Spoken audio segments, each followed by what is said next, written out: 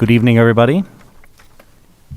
It is Monday, October 26, 2020, and this is a public meeting of the School Board of West Bend Joint School District Number 1. More than 24 hours prior to the meeting, notice of the time, place, date, and subject matter of this meeting was posted at the entrance doors at the Education Service Center and at the West Bend Community Memorial Library. A copy was also sent to the Daily News, WIBD, Milwaukee Journal Sentinel, and other media sources that have requested notice of our meetings. I'd ask Superintendent Wimmer to confirm that this meeting was properly posted. Yes, it was. Thank you very much. Let's rise for the Pledge of Allegiance. I pledge allegiance to the flag of the United States of America and to the republic for which it stands, one nation, under God, indivisible, with liberty and justice for all. All right, thank you, everyone. We recognize a quorum present. Nancy Justman will be joining us a few minutes late, but she will be joining us shortly. So the next item would be the approval of our agenda. I would make a motion to approve the agenda. Second. Motion and second to approve the agenda. And I will be calling out the motions just for the purpose of the record here because the folks watching can't see our mouths move with these masks, so I'm not exactly sure who did the motion. So that was myself and Tani Schmidt as a second. Motion and second to approve the agenda. Any final discussion? All in favor, please say aye. Aye. Any opposed? Great. The motion carries. All right. We've come to the public participation portion of our meeting. I've not received any comment cards. Is there anyone in the audience today who wishes to address the board? Just be sure I'll call it again one more time. Anyone who wishes to address the board? All right, since no one has come forward, we will pass on public participation and we will move to the consent agenda.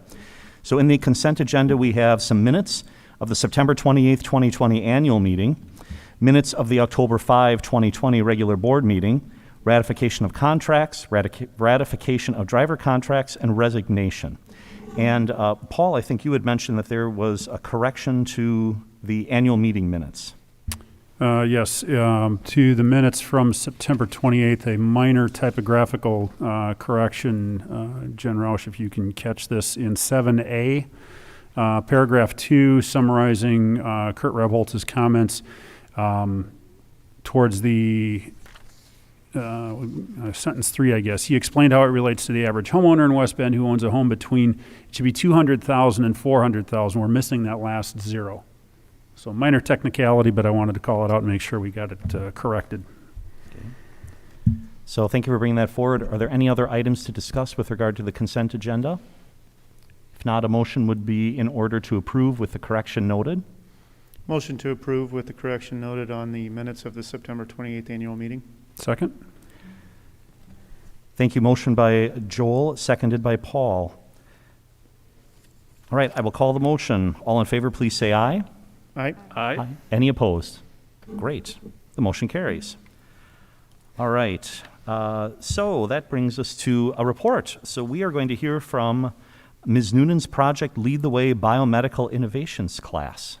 And so I believe, Laura, are you going to introduce these folks for us?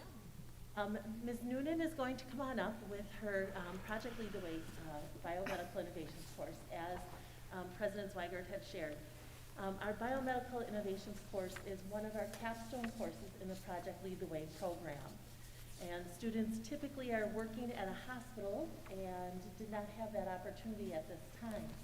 So to be able to look differently and innovate differently, they had a prime opportunity as we are in the middle of a pandemic and they are doing biomedical innovation to explore a different way to look at it.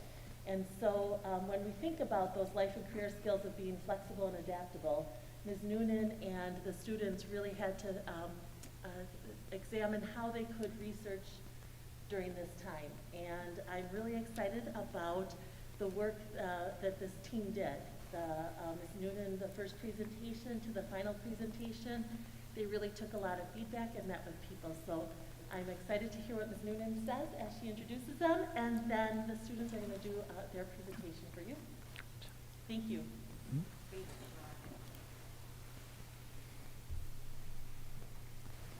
Good, good evening, West Bend School Board members. I am Patty Noonan, and I'd like to introduce you to this year's Project Lead the Way Biomedical Innovation students. This capstone class fuses previous biomedical learning and attempts to create innovations and implement them within our community. Our first mission, to renovate an emergency room, was thwarted by COVID. But COVID actually gave our public health mission a unique opportunity right in our own building. The students decided to enhance our pandemic response here at the high school. I'll let them describe their innovation process and their novel ideas.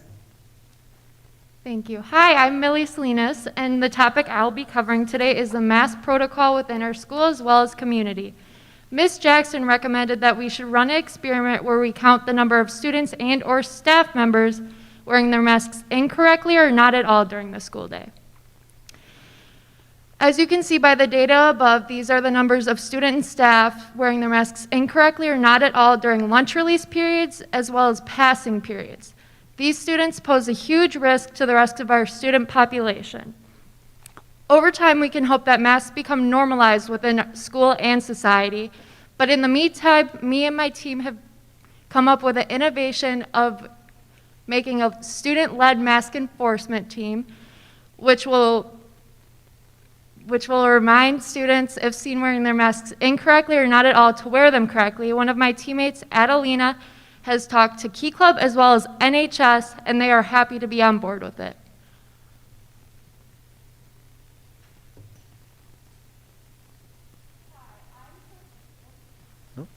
In the microphone here. Go ahead, try again. Oh, Look on the Yep. thing to see that it's we'll just on. pause to get your microphone working. There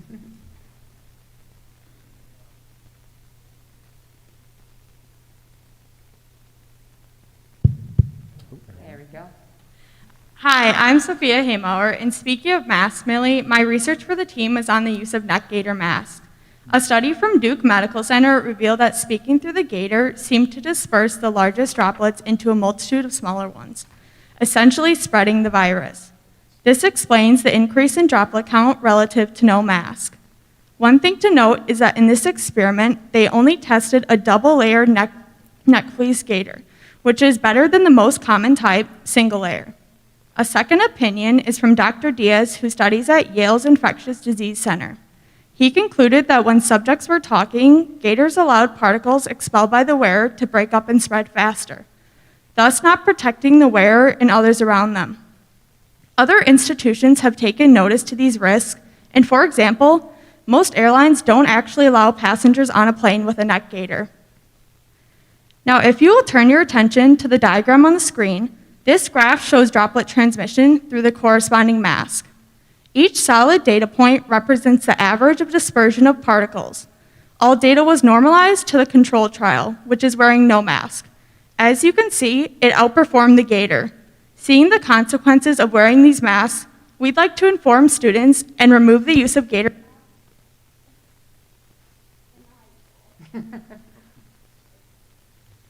Thank you, Sophia. My name is Abby Nettesheim, and I will implement the aspect of hand hygiene.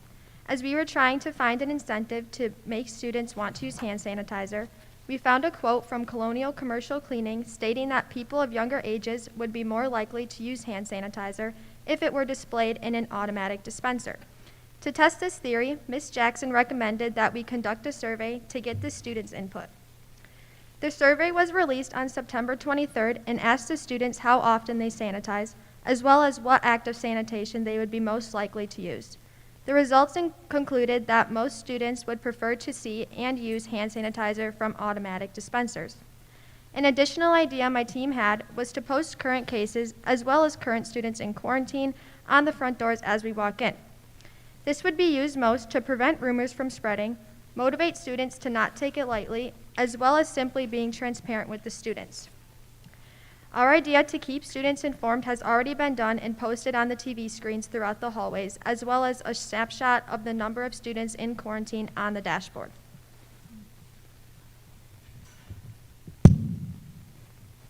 Thanks, Abby. My name is Amber Kennedy, and I took a look at another way to reduce spread. My part of the team's pandemic response focused on reducing contact. Although we acknowledge some of these were already considered, we'd still like to share them. One of the ideas we had were doing altered schedules. We know there's been work done by the school already with allowing 3 options at the beginning of the year: online, hybrid, and traditional. When school started and quarantine cases skyrocketed, they also implemented the option of weekly distance learning. Though, even with these options in consideration, we would still like to propose doing an altered schedule where half of the school body would come to school in person Monday and Tuesday, Wednesday would be all online and a cleaning day, and Thursday and Friday would switch with the other half. We learned this schedule as a suggestion from the Department of Public Instruction. Another idea we had were using door stoppers to achieve a touchless environment. Unfortunately, we were told by Mr. Ross that this idea presents a fire hazard. A final idea we had were stricter enforcement. We observed that a small portion of students still do not comply with the protocols we have in place, such as one-way staircases and social distancing in the cafeteria. We thought we could achieve higher compliance and safety with more intentional monitoring of these protocols to course students to follow the rules. The school administration, after listening to our suggestions, have already lowered contact in the cafeterias by opening the silver lining gallery for space during lunch. Hello, my name is Adelina Corchari. In addition to Amber's innovations, I believe a concern with COVID-19 spread is in our bathrooms. One of my main focuses in our bathrooms are the hand blow dryers and paper towel. There was a Harvard research study conducted regarding the differences in the two. In the study, researchers left out a petri dish for 30 seconds in the bathroom while participants used hand blow dryers. This resulted in a staggering 254 colonies of bacteria. The other dish was left out for 2 minutes while participants used paper towel. There was only 1 bacteria colony in result. This data validates the need to switch to paper towel, as not only did researchers find 254 colonies with hand dryers, but viruses are much smaller, allowing further spread. On another note, COVID has recently been found in urine. To help prevent the spread of COVID-19, our team discussed utilizing paper toilet seat covers and toilet seat lids. We spoke with Mr. Ross, and it was seen as unrealistic in a high school setting as it would be expensive maintaining and installing. Students would benefit from air filters as bathrooms tend to overcrowd. In regards to cost analysis, installing a paper towel dispenser is about $4,250 a year, which is only temporary. This has been approved by Mr. Ross, and my team and I are very ecstatic about this change. Also, if we were to install them, air filters would be about $40 each per restroom. Although costly, the implementation of paper towel and air filters would not only benefit the student body and staff, but also our community. Thanks, Adelina. My name is Jordan Collette, and we have some other problems that extend beyond the bathroom. The original CDC guideline that we have all heard since the pandemic began is that we need to stay 6 feet apart and social distance. However, this is almost impossible in a school setting, as my team and I have noticed by our crowded hallways. This must be fixed in order for us to achieve a setting of social distancing in our school.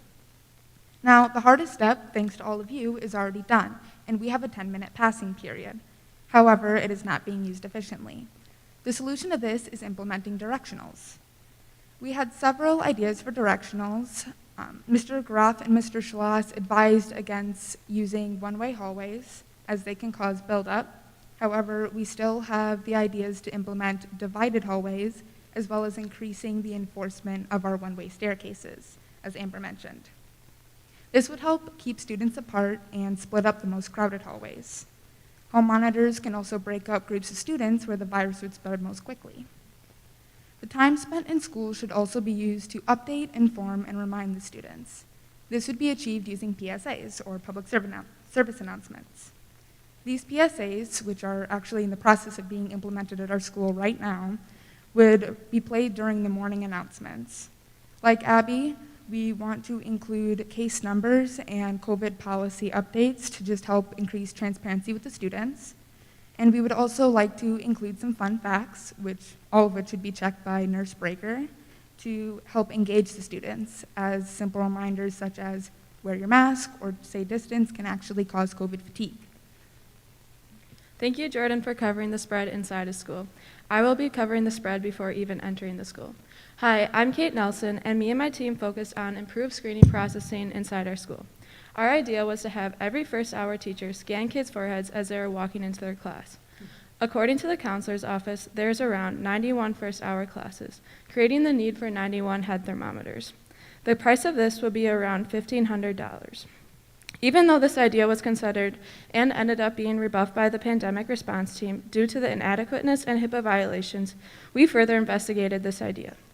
Our new idea was to have 4 parent volunteers from the community standing at the door taking kids' temperatures as they are walking into the school. This would decrease the cost of thermometers and be HIPAA friendly. If a kid had a temperature above 99.4 degrees Fahrenheit, according to the CDC guidelines, they would be asked to step aside and be sent to the nurse's office for a further smell test. Hello, my name is Jordan Rivera. Along with Kate, I also covered the screening process. We know taking temperatures was considered, but as a team, we feel our school does need a stronger screening process.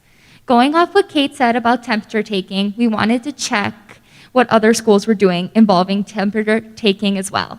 Some schools we looked into were KML and DSHA. Although no larger schools around us are currently screening students, KML and DSHA, much smaller schools, are able to screen.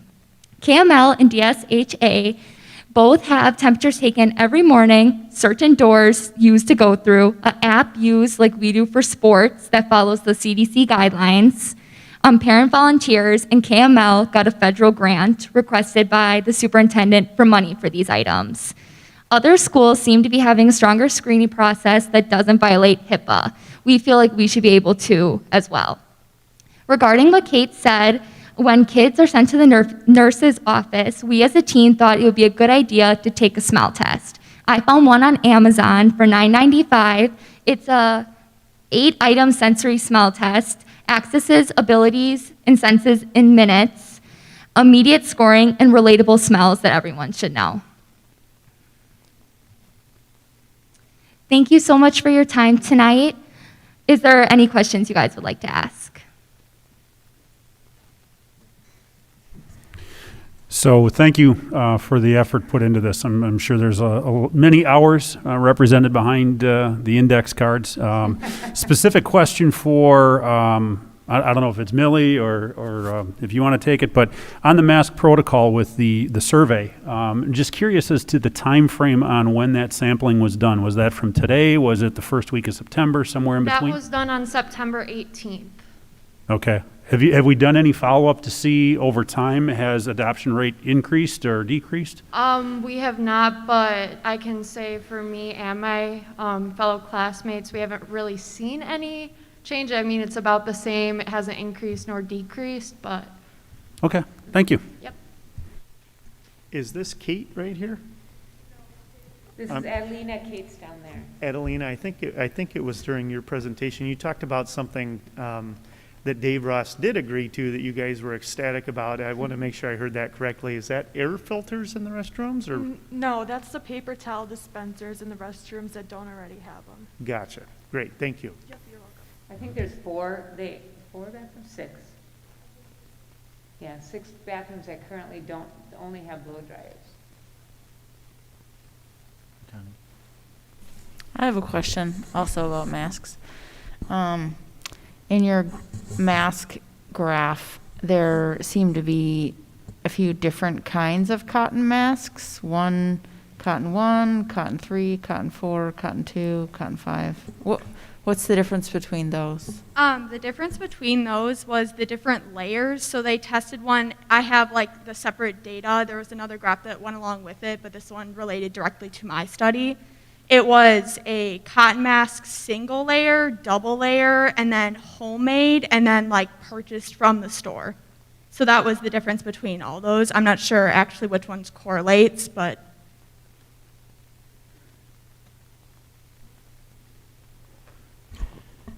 When you talk about a mask enforcement group using student council or key club or whatever group of leaders in the school that you used, this was kind of an anecdotal type of question, but How do you think that's going to go over amongst your peers? When you see a kid who you don't know walking down the hallway and you say to him, look, you need to cover your nose or you need to strap it on tighter, how do you think that's going to go?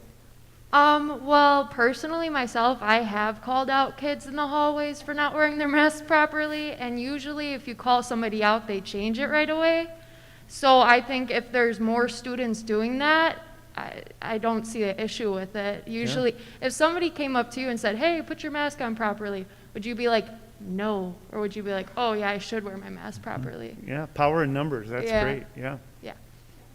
I was the one who personally spoke to the Key Club and the National Honor Society, and they didn't really see a problem with the interaction between the students. As these students who are in Key Club and National Honor Society, they're looking to better the community and better their fellow classmates. So I think that's just not a problem with the clubs that I talked to. That's great. Thank you. Sounds like you've talked to some great leaders within the building, and if power in numbers, if people are willing to say something, you're right. Are you going to be that idiot who ignores them and says buzz off, or are you going to fix it? So that's fantastic. One other issue that we came across was how do we give Key Club members and NHS members like volunteer hours, because that was going to incentivize them. But they even came up with an idea of how to like to do it, to keep track of it. And then Mrs. Pauly in the Career Center is in charge of all that, and she was on it. We have that ready to roll too.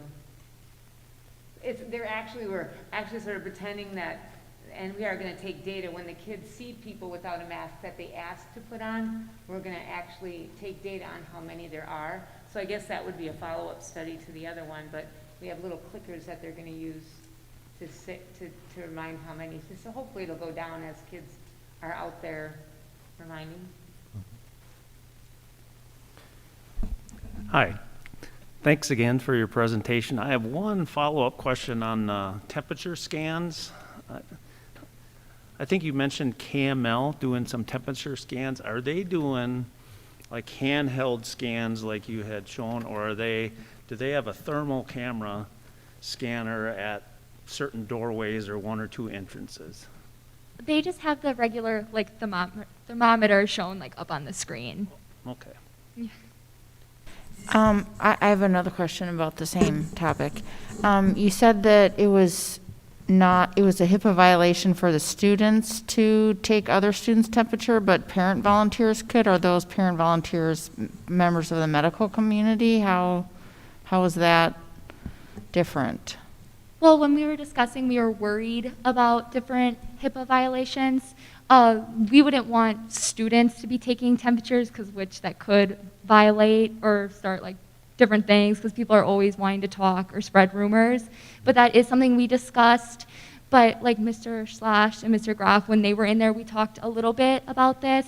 And basically they were discussing that we would get parent volunteers if need be. And then basically, if a parent volunteer would violate those things, then basically they would be like asked not to come back again. So it's kind of more, hopefully you'll be a good person, it's your honor, your kind of thing, to not like break those kind of things. But we did talk about possibly having different people within the medical community, because they know those kind of things already, because HIPAA is a huge thing, keeping people's medical things safe within the medical field. So that would probably be a better resource.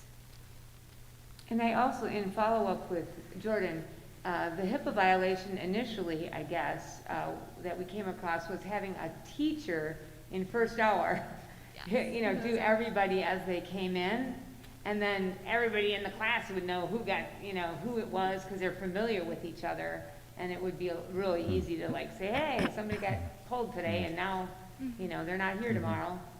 So that was the HIPAA problem. So we revised it to the parent volunteers at the door, and we did, discuss the possibility of having medical professionals as parent volunteers. Are there ways to volunteer to have your temperature checked by like a self, I haven't seen them yet, but I gotta think pretty soon there's gonna be something that you can just walk up to yourself. Yeah, I think there are some apps like that can read temperatures as people walk by, but we didn't see any schools using them. Okay. They're used in like other like industries, but not in a school. Okay. Am I speaking to that correctly, Jordan? Yes, Okay. yes. Then you just don't have to worry about the HIPAA if people are scanning themselves as they walk in and they're the only ones to see it, because I'm sure even people, if people have a fever, they don't realize it. Mhm. So, Yeah. So, yeah, that's a setup and cost thing that we would have to see. And it hasn't been done yet, but the screening process was important to the girls. Great. Any other questions for our class? Sorry. Oh, yes, please. Regarding what you, Ms. Schmidt, just talked about with Ms. Noonan, we do actually already have set in place, beginning of the school year, they sent out an email or newsletter saying that we should self-check our temperature every morning before coming to school.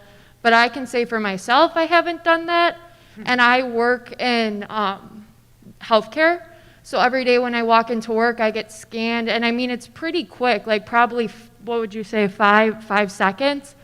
So what they were worried about with HIPAA is, like if we were having people come in the morning, quick scan, if their temperature's kind of iffy above that certain point, hey, let me have you step to the side quick. We're going to retake your temperature in a couple minutes, see if you cool off or if it was just a bad scan, you know? So I feel like by having somebody get scanned instead of doing it by themselves, it would be more reliable, because I don't think many people are scanning themselves in the morning. So I think it's kind of like your hand sanitizer. The automatic hand sanitizer is, you found, is more, people are more likely to use it because Yeah. it's more convenient. So I feel like when kids are rushing, and adults rushing to get out the door in the morning, it just seems like one more thing that yeah. you might not do, but Mhm. walking into a building, if it becomes part of your routine, then it might be just like the automatic hand sanitizers, you might be more likely to do it. Yeah, exactly. Thank you. I just wanted to go back to what you said about the parent volunteers and how that would affect HIPAA. Mr. Schloss and Mr. Graff actually talked to us about that, and what I brought up is that Millie and I, we both work at a healthcare facility, and there you could have parent volunteers as well, and I kind of made the comparison into the high school, that if either way, if you're in the hospital volunteering as a parent or the high school, you know, you could see someone you know and just gossip or spread rumors about that. So I didn't really see a difference in that at all, because it's just the location with that. Thank you. Any other questions for our group? Eddie, are these all seniors? They are. This is the capstone class, and a number of them have gone through all 4 Project Lead the Way classes up to now, and will be getting their white coats at the end of the school year for that honor. But yeah, these are the top of the line seniors. That's awesome. Can you quickly, just from where you're at, tell me what you want to do after high school? Okay. I want to go into nursing. I've been accepted to Concordia Marine Park, so fall 2021 Awesome. I want to go into biomedical sciences. I got accepted at UW1 for that. Not really sure where I want to go after that, but I'm going to explore further and see what was best for me. Good. I want to be a labor delivery nurse, and I got accepted to Bible school today. I'll probably do anything.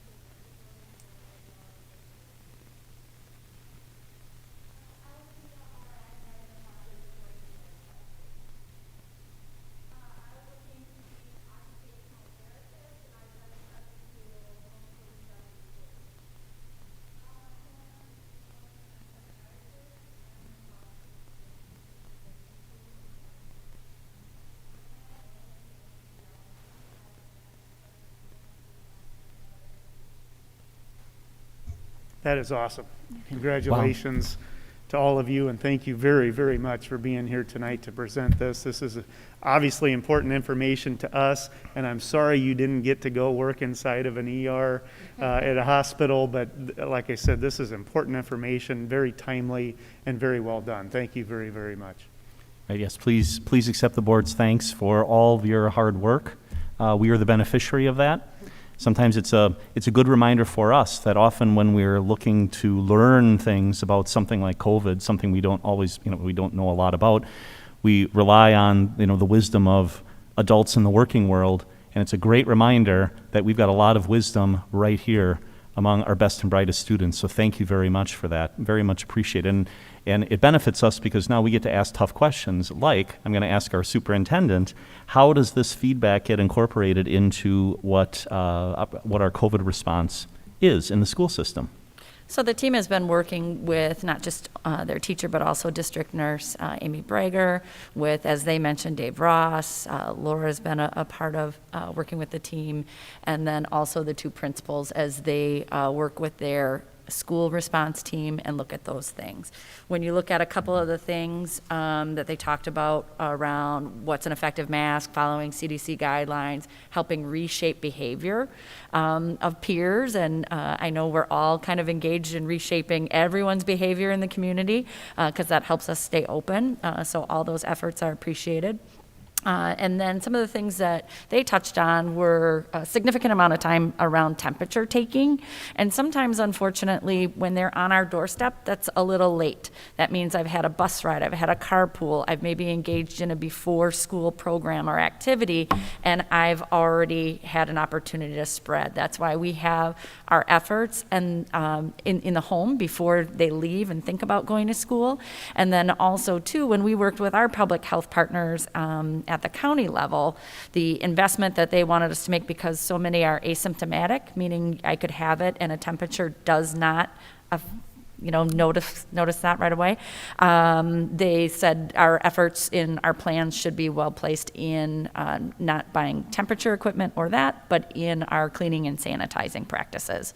And then things like, as Mr. Ross was working, okay, let's make sure those last of those bathrooms have paper towels. Then their work to do PSAs with their team around, hey, we're near the bathroom. I know it's quick to use the hand dryer, but like right now in these months leading into cold flu and other germ spreading, let's think about that. So a lot of the pandemic response at that national level is around reshaping behaviors because we're really used to our routines.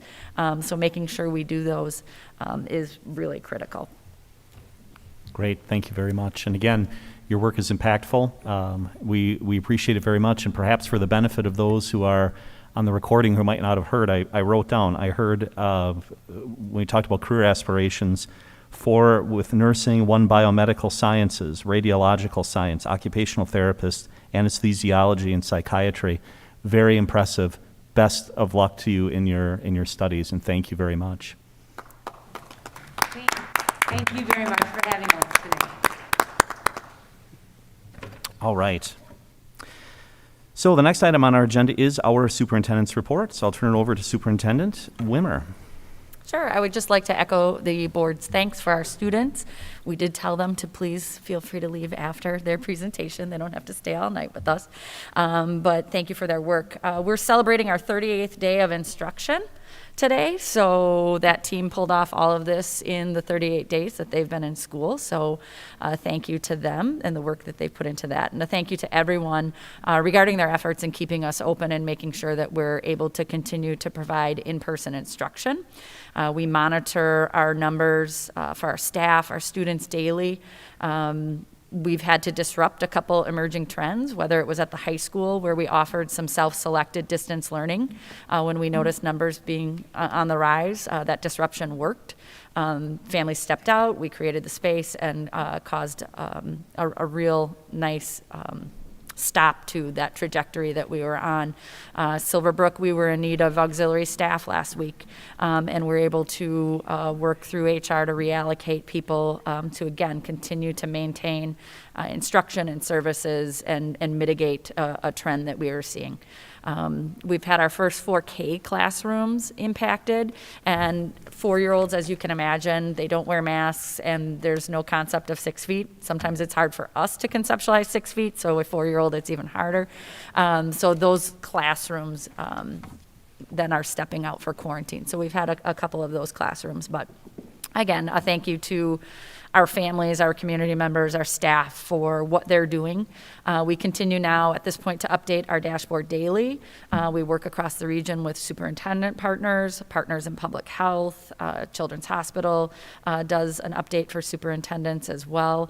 So again, when we look at numbers and think about what's occurring in schools, that's at a 1% to 2% rate for transmission, which again, in everything that's going on, our public health has been applauding the efforts that school districts have made, not just ours, but all in how we're doing our part to keep that from spreading through our schools. So when we think about keeping our schools open and having instruction, I know later in the agenda, Laura is going to provide a more in-depth assessment of virtual instruction. We know and recognize the road over the last 38 days has been rough.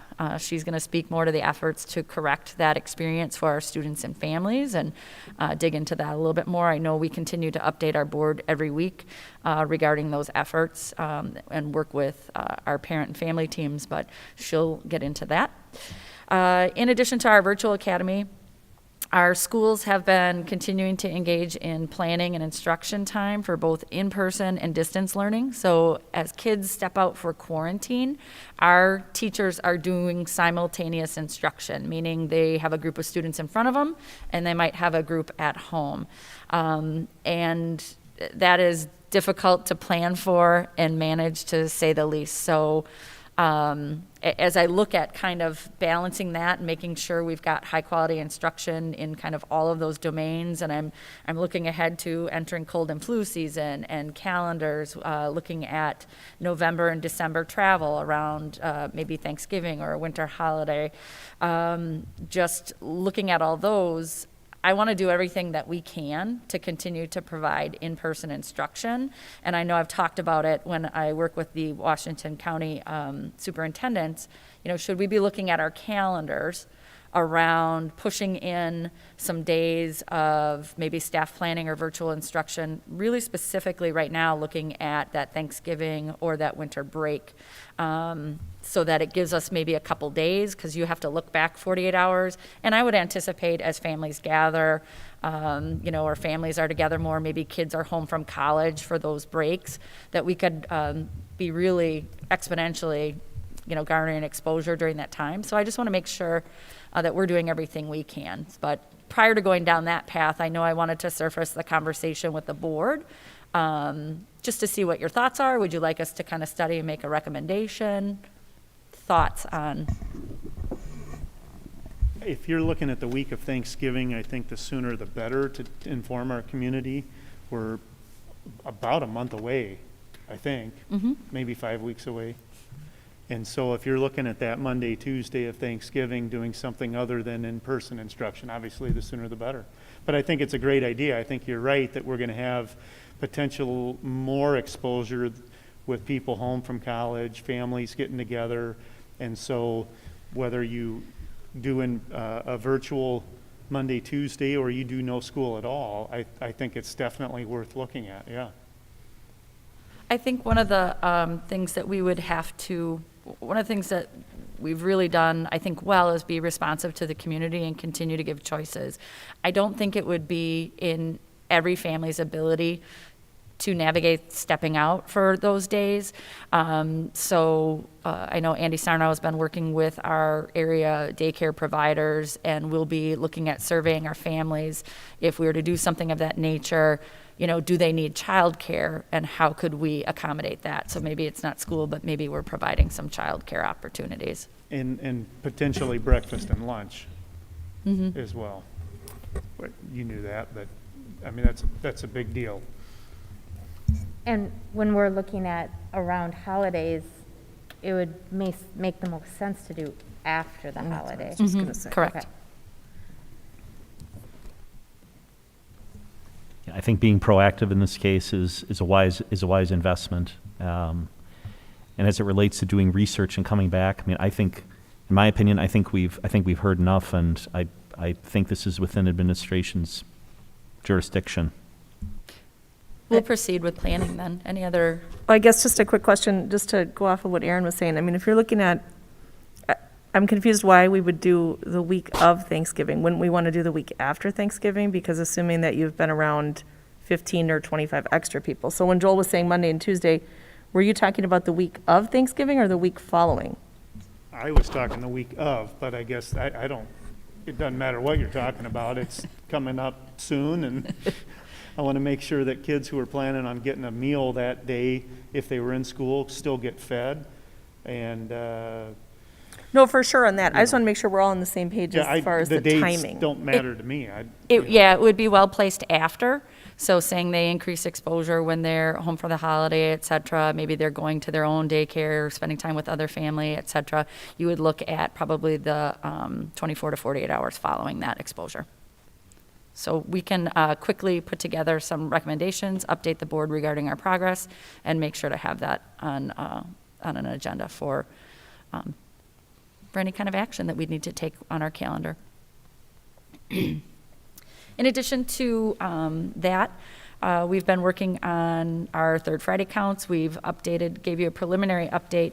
The count is something that we share with the Department of Public Instruction, and we work to identify students who are enrolled. And then that information is translated from actual students that you're serving instructionally. And then it's calculated to, are they 4K? Are they here part-time? How many summer school enrollments did you have? And all of that is calculated to determine an FTE, or full-time equivalent.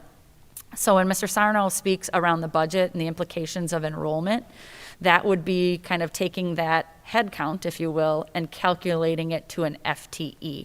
So it's just another way of talking about enrollment. And I wanted to put that out there because sometimes when the community sees like, oh, this is what the district reported, well, what does that mean? Does that mean how many students you have? It could be an FTE count. But we are looking at, when you talk about the number of students that we're serving, just a little over 5,900 students coming into this year. When you look at the different grade levels, our early learning, 312 students. That 5K through 4th is 1,760 students. Our 5-6 grades are 835. Grades 7 and 8, 899, and in our high school, a little over 2,000. So again, when Mr. Sarno or the community hears or sees different enrollment numbers, sometimes they're talking about just residents, or sometimes they talk about all programs. So this is the number of students we're serving instructionally. So I thought it would be important for the community to understand, because they might hear or see different numbers and what they mean. Then also, when you talk about reporting, the other major undertaking we've had is to report for Act 185, which is the state's response to COVID-19. And they have asked all school districts to report to DPI, who will in turn report to the state legislature the impact of COVID-19 on schools for last year. So we're having to report the instructional content that we covered. For us, it was about 85 to 90% of anticipated curriculum.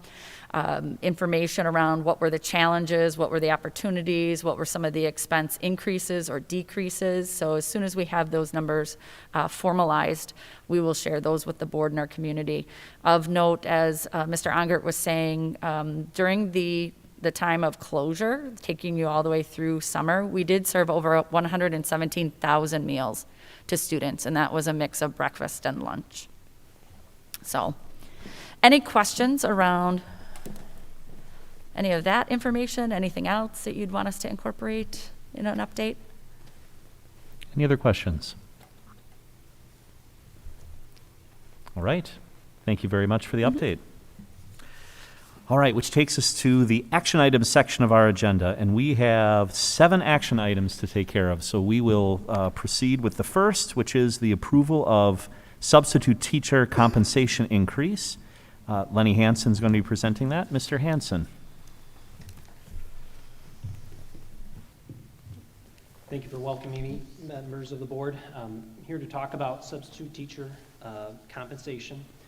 To give some background, the West Bend School District has held flat on substitute teacher compensation for 4 years now.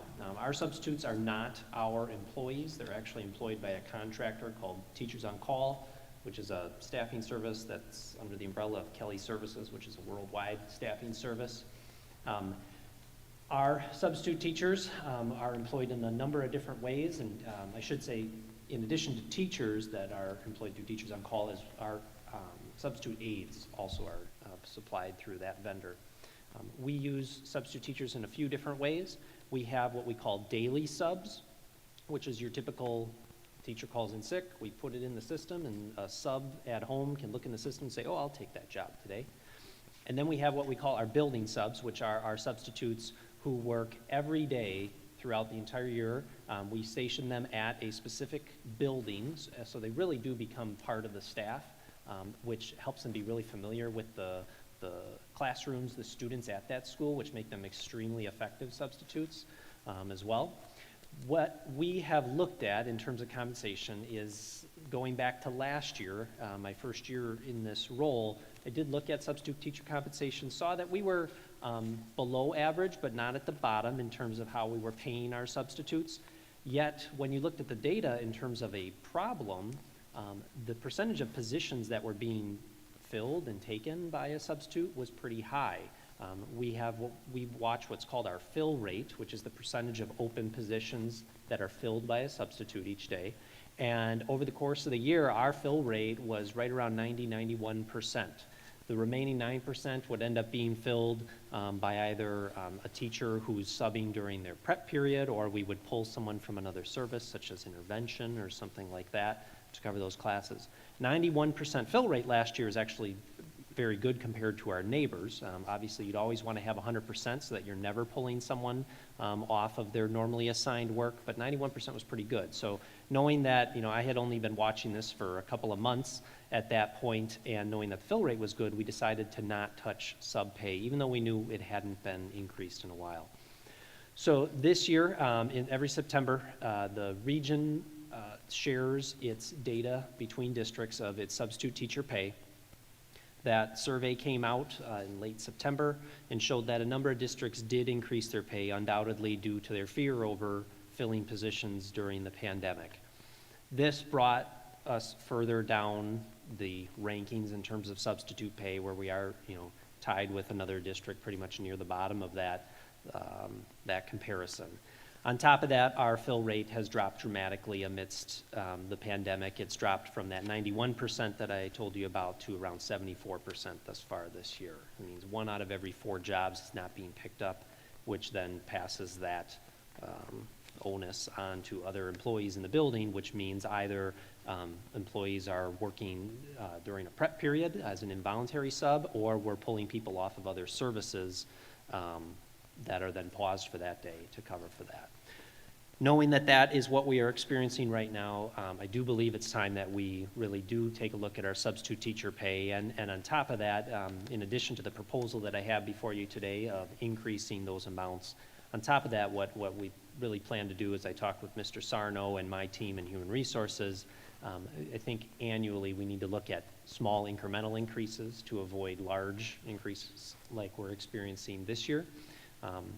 That being said, we are not alone in the boat in terms of struggles with substitutes this year. It is a problem throughout the state, the country, the entire region.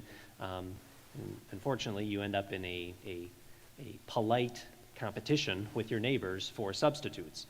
Teachers on Call, the staffing services, told us that roughly 1 out of 5 substitutes from last year will not sub this year because of their fear over getting sick and those sorts of things. So it was already a pretty thin pool for substitutes, and now you've taken out 20% of that pool. It's certainly impacting everybody. Ms. Schmidt?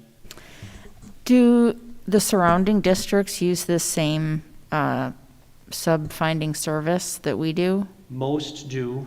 There are a few districts who do not use the sub-finding service, and the other thing that dug into our supply is some of the districts who weren't using them, including some directly to our south, this year out of fear of not being able to find subs, jumped in and started using that service. So now you have more employers pulling from the same pool. So for example, if I'm a sub and I have a day where I can work, I go to whatever platform that service uses and I can choose basically which district, and because I know which ones pay what, I'm literally going to be choosing probably maybe based on location, previous work experience with that building or district, but also pay. I mean, it's not just pay, but it's there in black and white as they're making their selection. I couldn't have explained that any better myself. Okay. That is exactly right. That's We are accurate? competing with our Okay. direct neighbors.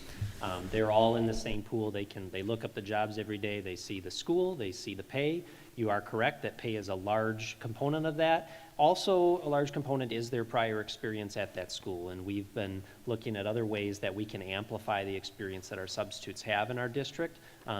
We will be sending out information to all of our substitutes about some professional development opportunities that we're going to provide for them in terms, some basic level things so that they feel comfortable, using our technology and things like that in the district. I've had conversations with all of the principals about the importance of making those substitutes feel welcome, and they totally understand that.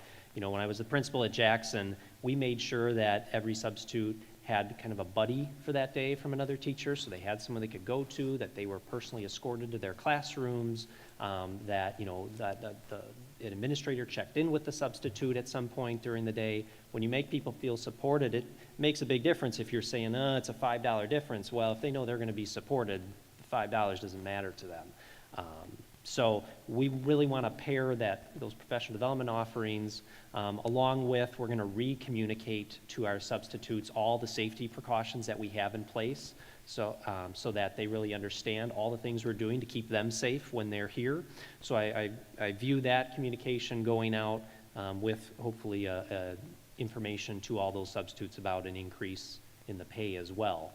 We have not been able to fill all of our building substitute positions this year. Those are those ones that are assigned to a site for the entire year. We usually are able to fill almost all of them, if not all of them. And I do think that the compensation is a factor. Right now, our building substitutes are paid the same as our daily subs, whereas if we compensate, slightly more for those building sub positions, I think we're more likely to fill those spots. And we always have excellent experiences with those building subs because, like I said, they're in the building every day. They know the teachers, they know the kids. It's just a very seamless transition. So the proposal that I have before you is to increase our daily sub rate from $105 a day to $115 a day, and our building sub rate from $105 to $120 a day. In terms of budget, we are looking at last year where it's hard to predict what your expenditure on subs would have been because we stopped having school after the end of the third quarter.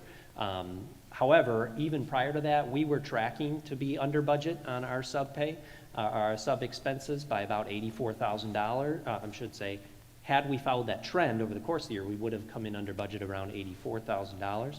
Certainly, the goal of this is to have higher fill rates, which means not only are the subs we would have had anyway going to cost more, but we're going to have more subs in the building. So this certainly is an expense, but at the same time, it's part of our core purpose. I mean, if I don't have teachers, I'm not providing a exceptional quality program. So it's one of those costs that needs to be borne in order to deliver our program. This year, we are well under, tracking to be well under budget by about at least 12 to 15% on sub costs. We haven't had as many leaves of absence by employees as typical, and we have so many unfilled jobs, which is likely to blame for that savings right now. I'm not trying to come in under budget on subs. I'm trying to fill every job that I can because we know that'll be a better experience for our students and for our staff who are doing a lot of involuntary subbing this year, which is the case not just in the West Bend School District, but every district around. Right. Any questions for Mr. Hansen? Hearing none, the administration has asked us to consider two motions. I will make a motion to increase the daily substitute teacher pay rate to $115 per day. Second. Second by Tani, thank you. Motion to increase the daily substitute teacher pay rate to $115 per day. Any final discussion? All in favor, please say aye. Aye. Any opposed? None. Thank you. That motion carries. I'd also then make a motion to increase the building substitute teacher pay rate to $120 per day. Second. Thank you, Tani. Motion and second to increase the building substitute teacher pay rate to $120 per day. Any final discussion? All in favor, please say aye. Aye. Are there any opposed? That motion carries as well. Thank you, Mr. Hanson. Appreciate that. Thank you very much. All right. The next item on our agenda is the approval of the final budget recommendation and certification of tax levy. Andy Sarno will be leading us through that. Mr. Sarno, welcome.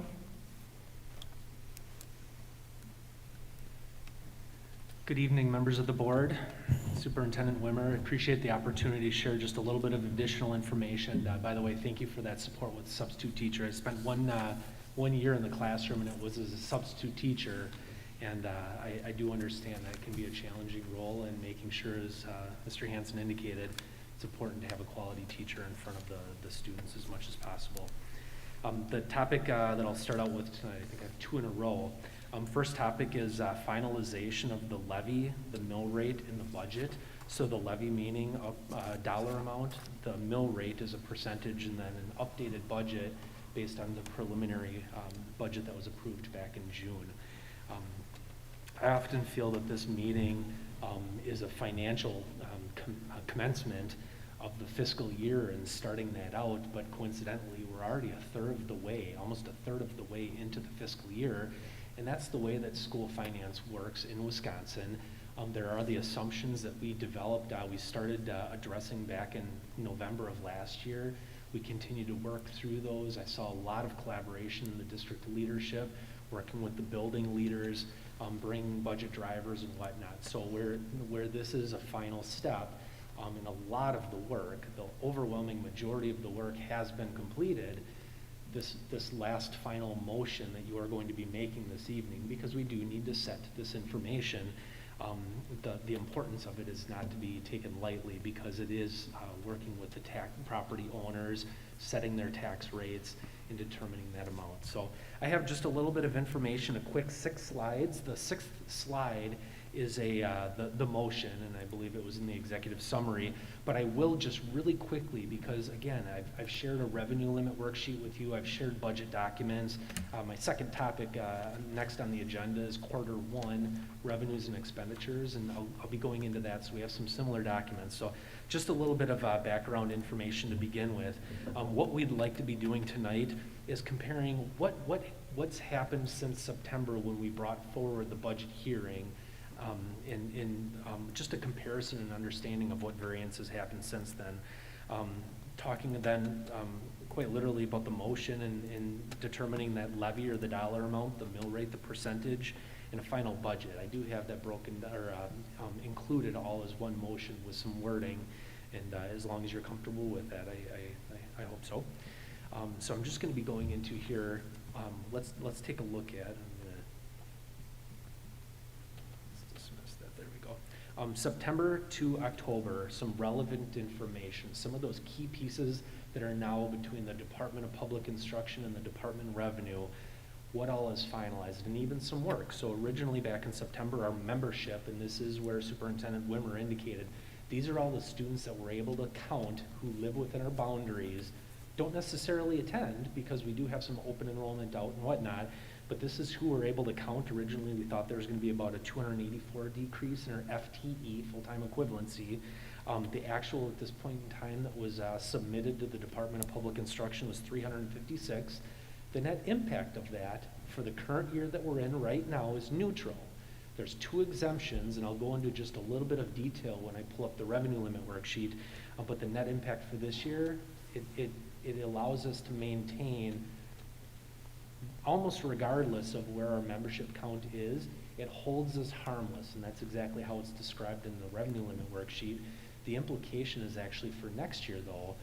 So as we start that budget process on about November 1st, call it November 2nd, which is next Monday, we will start working through that process and understanding the variances both in revenues and expenditures and where we're going to see increases and decreases. It's a new biennial budget that will probably be finalized, hopefully fingers crossed in June, more realistically in July, sometimes later than that. So the assumptions that we're going to be making will have to carry forward, but we'll be working on that here very soon.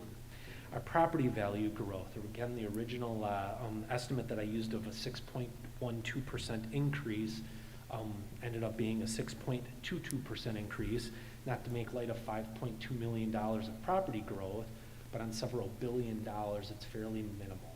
In fact, not even enough to sway the mill rate by a penny or so. So no minimal impact with the property value growth. The revenue limit increase, I always like to point out as a part of this biennial budget from the state, last year as well as this year, a $300 revenue limit increase. That's same and unchanged. We were able to bring that forward. At one point it was questionable if that would stay or if there would have been action to amend that. Private school vouchers, they did increase. We originally estimated, I had a 20% increase built into the September budget. It was slightly more than that. It was about $48,500 more here now, the actual that we received from the state on October 15th.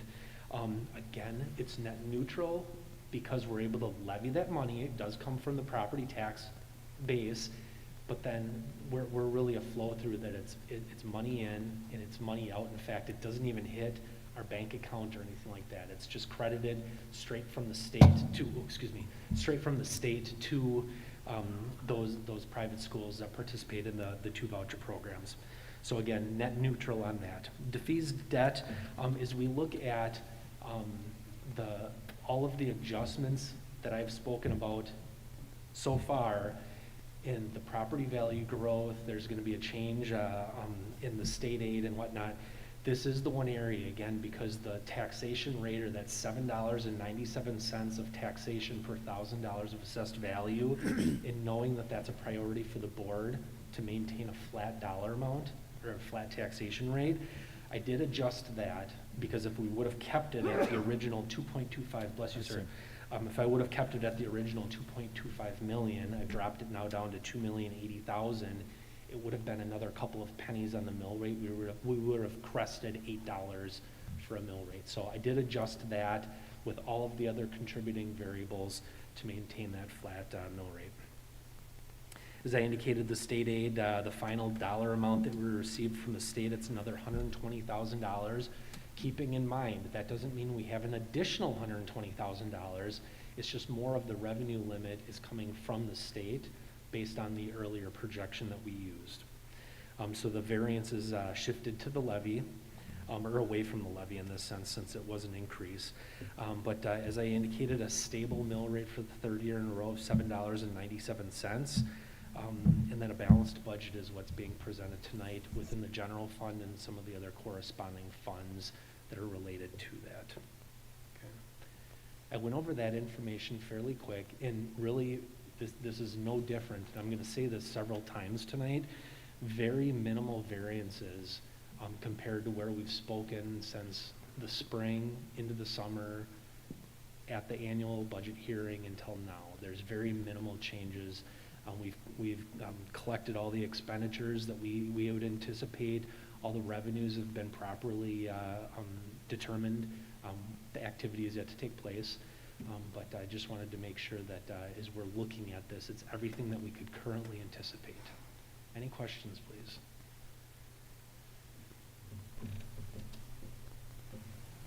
Any questions for Andy?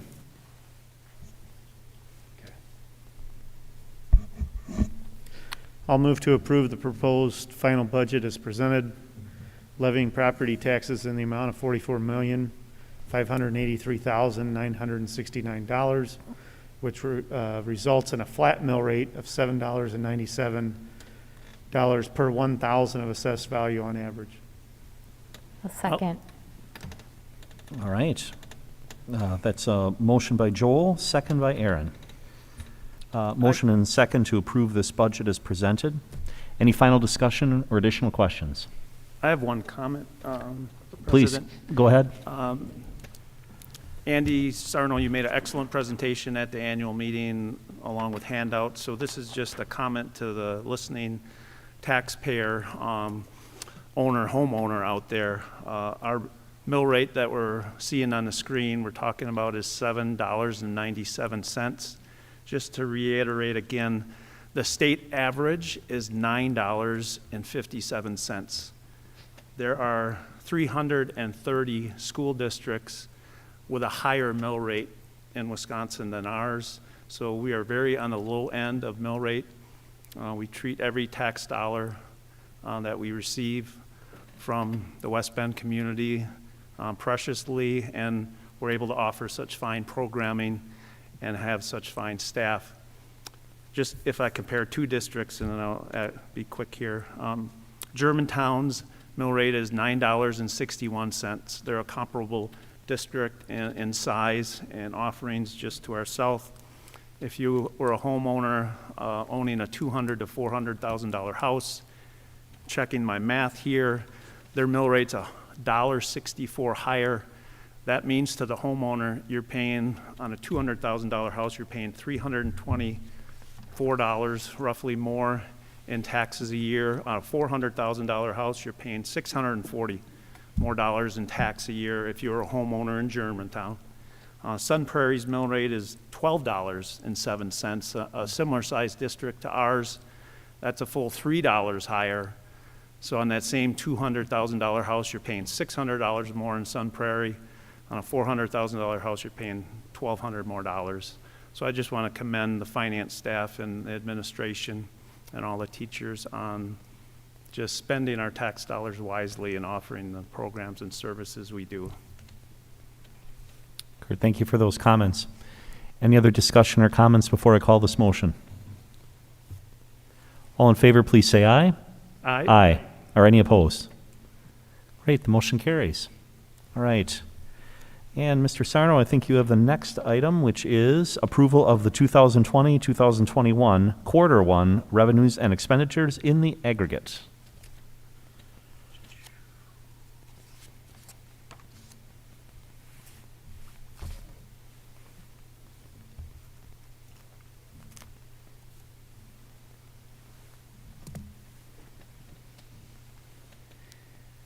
Thank you for this opportunity again. It's an interesting time where we are a third of the way through the fiscal year. We've spent July, August, September, and when September the school year commences and compensation for those school year employees begins. So we have captured a month because again, this is the first 3 months of the year.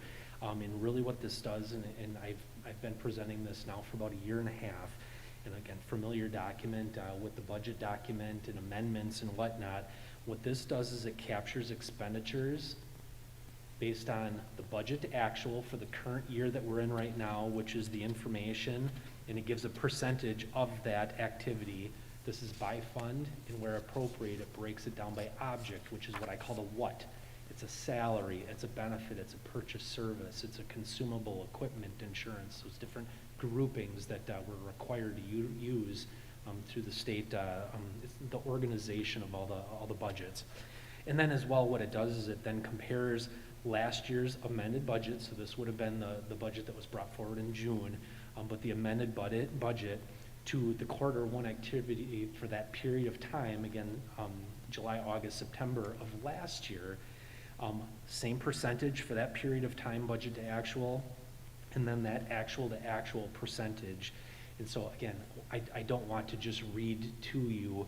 I hope you had a chance to go through this document. It does have, because we find some variances in some areas, there's some outliers, so there is value in this and making sure that we look at this. I look at this in a detailed manner, just about monthly, if not even weekly, and going through these and making sure, because I've got reports set up that pulls information out of our financial software. But just a few of the key highlights. So we have the financial information grouped in for the general fund, which is our main fund, Fund 10, large majority of expenses here. I have the notes down in the bottom section of every area where there's something notable. What I'd like to point out, and I think I included this in my executive summary, There was nothing that I was had concern about. There was no large outliers, no variances this year where we saw much more activity that we didn't anticipate. I knew that we purchased more consumables this year as we were gearing up with the COVID necessities to make sure that we were anticipating children with both cleaning supplies, the technology that we were procuring and whatnot, but there was nothing that we didn't anticipate in comparison to last year's activity that would cause concern, that would need further inquiry. By all means, I'd certainly appreciate any questions that you might have in any of the data. But just as an example, the overwhelming majority of revenues are tracking as anticipated and has historically occurred. So that's with the general fund, no outliers in that green shaded cells. Miscellaneous categories larger. Why is that? Because our clinic, we actually had a clinic guarantee prior to changing over to the freighter, and that dollar amount has now been turned over from our prior vendor, deposited, and it's a miscellaneous revenue. That's how we're required to document that money, and that's why we're seeing that blue shaded cell, a 78.1 increase compared to last year, because there's a large $500,000 deposit into that area. So I have shaded some of the cells with the comments, the notes areas. Our interfund activity, or excuse me, our equipment is down a little bit because we've been coding some of those expenditures that Tim Harder and his team in technology have been making under consumables this year instead of equipment, based on new standards that we have with our auditors. Our insurance and our debt is down by 10% because we haven't received an invoice for the first period, or excuse me, the second period, which is why we're not showing the same expenditure to date as we did last year. So, going down by fund, and again, I know time is precious. Our gift fund, which is our Fund 21, this is really student money, not just bake sales, but donations and other large pieces. But there's a new GASB, Governmental Accounting Standards Board 85 standard that we implemented last year with fidelity. In fact, we get calls from other districts because we talk about it. And we this year made the transition of all the high school accounts, which they were in their own bank account. We're now acknowledging them, which is why we see a revenue of $753,000 or an 1,100% increase. But I did not capture that as a part of the original budget. It will be a part of the amended budget. But really what that is all of their equity that they've previously had is now recorded in our books, which it previously was not. Which is why the GASB, the Accounting Standards Board, asked to have this, is to make sure that everybody was apples to apples. Fund 27, which is our special ed services and programs that we offer to that demographic of students. This fund has to balance out to zero, not just the budget, but the actual activity. And this captures everything that we offer through individual education plans, all of those services and programs to those students that we can anticipate at this point in time. Granted, there may be students moving in and out, or for that matter be adding or deleting special education services, but at this point in time it captures all of that activity. Fund 29 is our Head Start. We're the county-wide program. The increase at this point in time, where we have done a claim already, which we did not do at this point last year, but a little bit of an increase is Emily Melstrand was awarded some COVID money specifically to address students returning, which she's utilizing in that method. Was there a question, Ms. Schmidt? No. Oh, okay. He's sneaky like that. We have our non-referendum debt, which is the debt that the board can choose to enter into. Again, those budgets accurately reflect the activity to date. And the only variance is that there's a lack of interest payment because that less payment was due this year than last year, just based on the repayment plan of that interest in the fall here. Fund 39 is our referendum debt. A little bit presumptuous is that this budget you see in front of you is the budget you've just approved. But it does incorporate that little over $2 million of the defeasance. But again, that activity, the payments and whatnot, all tracks as it should be based on those repayment of those different debt issues. Fund 41, Mr. Ross and his team in facilities, they've spent a large majority of this year's expenditures in Fund 41, but keep in mind we have Fund 46, which is just different rules between the two of them. But we do have that as a backup. I've budgeted $1 million in case he does need to extend into that, since we did not transfer the full $2 million into Fund 41 this year, our facilities expansion program. Fund 49, no activity, but that's where the Barton money was put last year, and so there's a little over $500,000 sitting there that I'd recommend to be used at some point in time for a facilities-related project when appropriate. No timeline, no requirements on that. It's just earning a little bit of interest at this point in time. Fund 50 is our facilities, our nutrition services fund. The key piece here, and I would like to make two very important announcements. Back right before school started at the end of August, the USDA extended that summer feeding so all children would receive free meals regardless of that status. That was extended through December 31st unless they ran out of money, and it was literally stated as such, which worries me because if we're in the middle of a month and they say, whoops, sorry, we're out, how do we venture into that claim where we have to reach out to them? They've now extended that free meal status for all students through the end of the school year, effective last week. So we're going to be crafting out a message and sharing this with families because that now goes for several additional months, which is why you see very little local revenue. The only local revenue now you see, we're not collecting money from students. That's actually all, we're contracting out with several private schools and whatnot. Abby provides that service. So that's the only local revenue is providing meals to those schools. They handle their own claims. That's why we see a very large budgeted increase in our federal reimbursement this year. So based on the participation that's been happening, and if that continues, it's going to help this department be able to continue to have a budget neutral offering while we're maintaining our nutrition, quality meal, a lot of prepackaged items. Here's my first concern.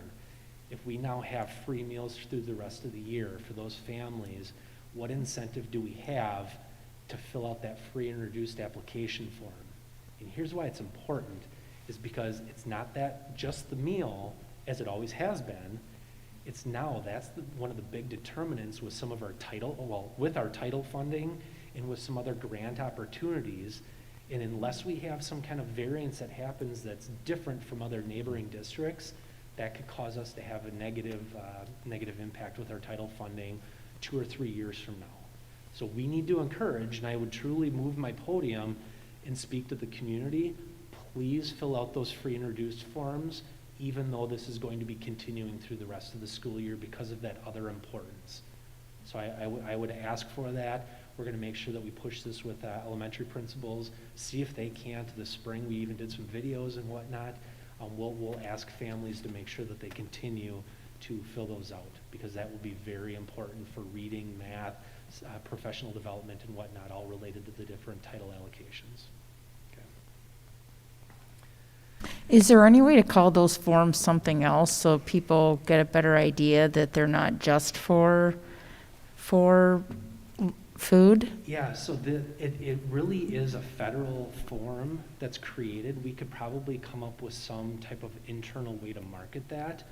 And you know, the other thing too, so when a family fills the free and reduced form out and they qualify for free status, the district waives all associated fees to that family for the school year. And so, you know, we try to market that, and we'll see if we can't get a little bit creative. But I was corrected here a couple of years ago, and typically we say, hey, what's our free and reduced rate? It's actually family assistance. And so free and reduced is almost an old term that we should get away from. The qualification is that they are free or they are reduced, but it's meal assistance. Again, a federally coined term that we need to see if we can't kind of expand out just a little bit and make sure we market appropriately. So we'll see what we can do. Thank you. Fund 73 is our other post-employment benefit trust. It's a little bit too long in my block lettering there to spell out, but I really should do that. Again, we've captured what we believe are the activity, both the revenue that we'll be transferring in from the general fund and other areas for those employees who qualify. On the expenditure side, it's those retirees receiving the services and whatnot. So it is the activity. Hopefully we'll continue to build up a little bit of fund balance, but the activity is appropriate with what we believe. Fund 80 is our community services. We are seeing a little bit of a variance. This is anything outside of what I call the typical school day. School resource officers, we have some community groups that use our facilities. We do have some activities with students, our middle school sports. Well, to date, there's very minimal in the way of middle school sports, so I would anticipate this year we will not be spending that full dollar amount. Likewise, we're not collecting the student fees for those sports, but again, we'll make sure that everything is accounted for accordingly in this area. And then just a quick little last area, Fund 99, Cooperative Sports. This is our boys hockey co-op. We're the fiscal agent. Expenditures are anticipated to be down. That $104,000 last year ended up being about $78,000. It was divided out among all the athletes, billed to the home district accordingly. That money was collected, but this year we're anticipating about $66,000 in expenditures that will be divided out. I believe of which we're about 30,000 of the 66 that are our athletes that we're responsible for. But, I think they're starting sometime fairly soon, if I'm not mistaken.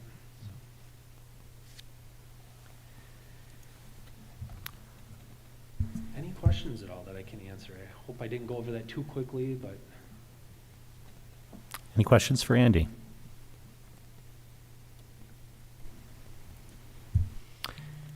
Hearing none, I would move to accept the 2020-2021 fiscal year quarter one revenues and expenditures in the aggregate as presented.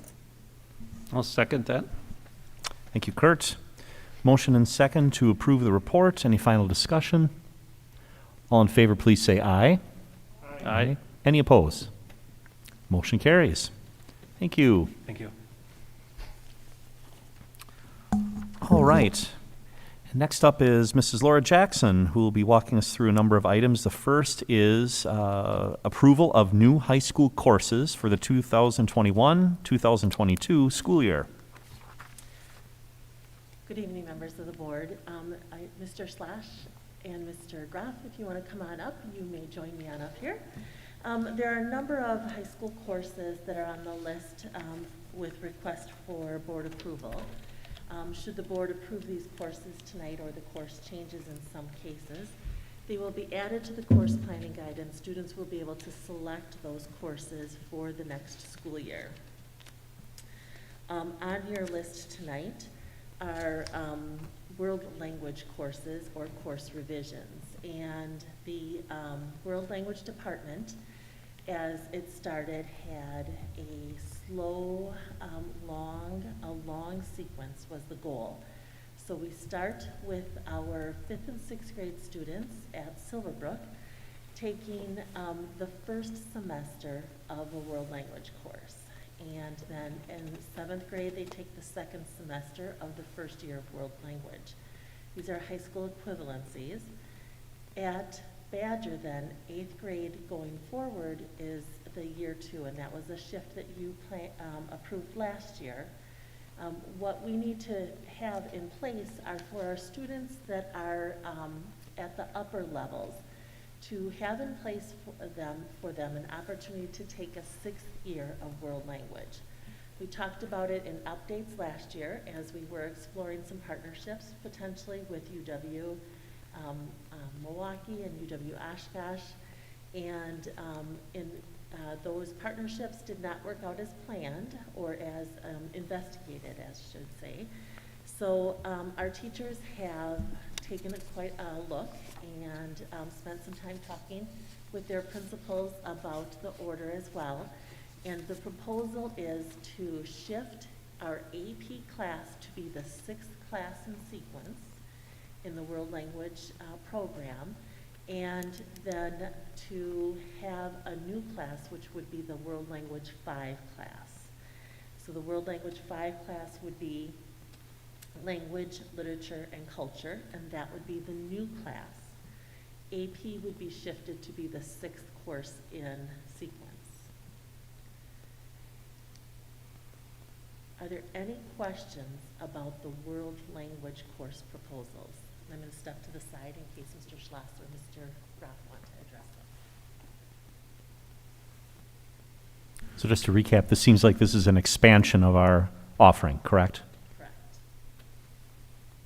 And this would take effect in the 2021-22 school year. So with because today, the 5 class is the AP class, correct? That's correct. So by pushing AP access out 1 year, are we jeopardizing any students' capabilities now to get that AP credit? You are not jeopardizing any current students' opportunity to get the AP credit. No. Okay. Good question. Any other questions on the language proposal? All right. We have other ones to discuss with regard to choir, correct? Correct.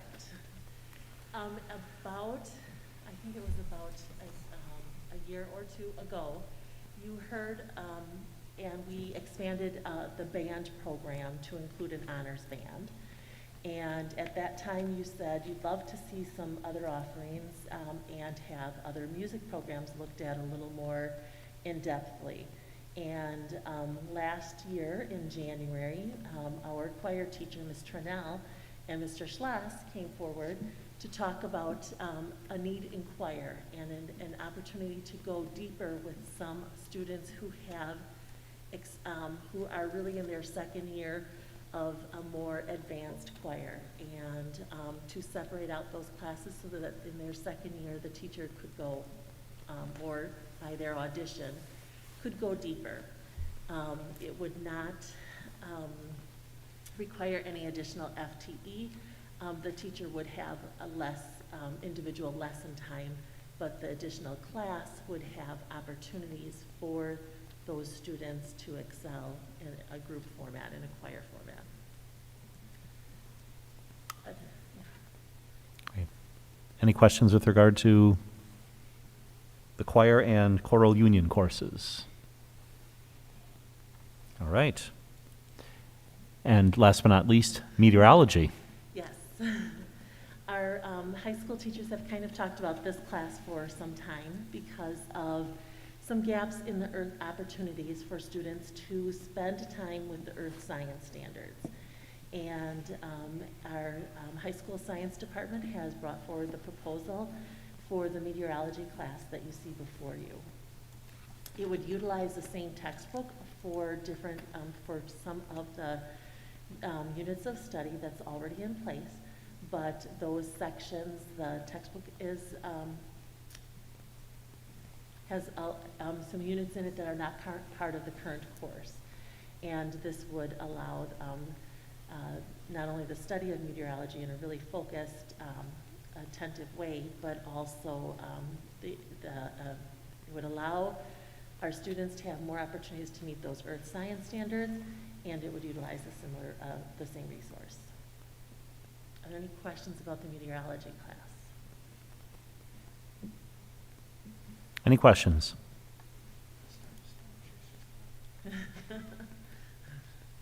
So the meteorology would be a year-long course or a semester? Meteorology would be a semester course. Okay, thank you. Right. Any additional discussion on these items? All right. Otherwise, I would move to approve these new course proposals as presented for inclusion in the 2021-2022 course selection for high school students. Second? Paul, thank you for the second. Motion and second to approve these new course proposals. Any final discussion?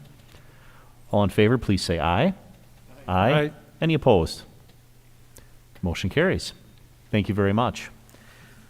Laura, I think our next item is approval of 5th grade social studies primary resource. And joining me today are Mr. Zingsheim, Mr. Mindel, Andrew Mindheim, and Lance Rell. All are at Silverbrook, and As we adopted our new social studies standards a few years ago, we had a 3-year plan put out that was kind of a 3-year rollout plan. And time was spent looking at those standards.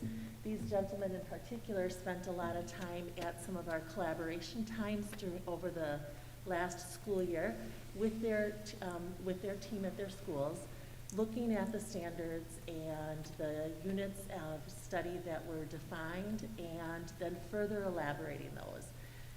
They continued to work through the summer, and we looked at different resources, and the request before you is to go ahead with the purchase for these textbooks from the Ladder series, which is done by National Geographic, in order to meet some of the objectives of some of their units of study. Did you want to speak about that at all? Sure. I read something real quick.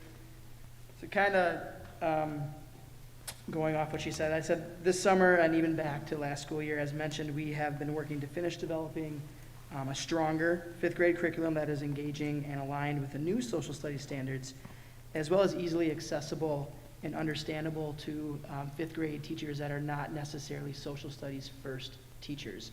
We teach both science and social studies at Silverbrook, so we worked at making sure that the language of the new curriculum was very easily understandable for teachers that are more science-based, that happen to be teaching social studies.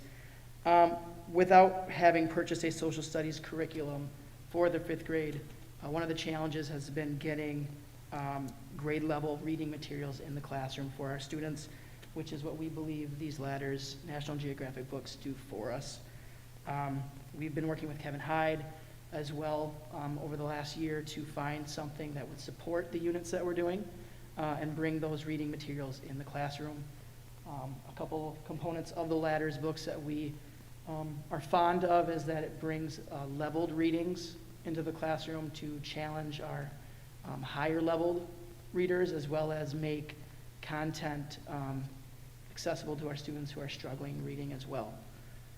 One of the difficulties that we've had over the years is that we find a lot of things that our 5th grade is kind of an in-between year as far as a lot of things that are put out there in production. We find a lot of things that are appropriate for maybe 2nd, 3rd, 4th grade. We find a lot of things that are maybe for a higher level at, maybe 6th, 7th, 8th grade. We have in 5th grade kids that are reading at, 6th and 7th grade levels, kids that are reading at 3rd and 4th grade levels. And Ladders actually puts out what's called different lexiles for each of the books that they produce. So each book will have 3 different lexiles that the students can be reading at. Is it 3 or 4 different lexile levels that students can be reading at, so they can be getting the same information on different topics, regardless of what their reading level or their lexile level is at. Just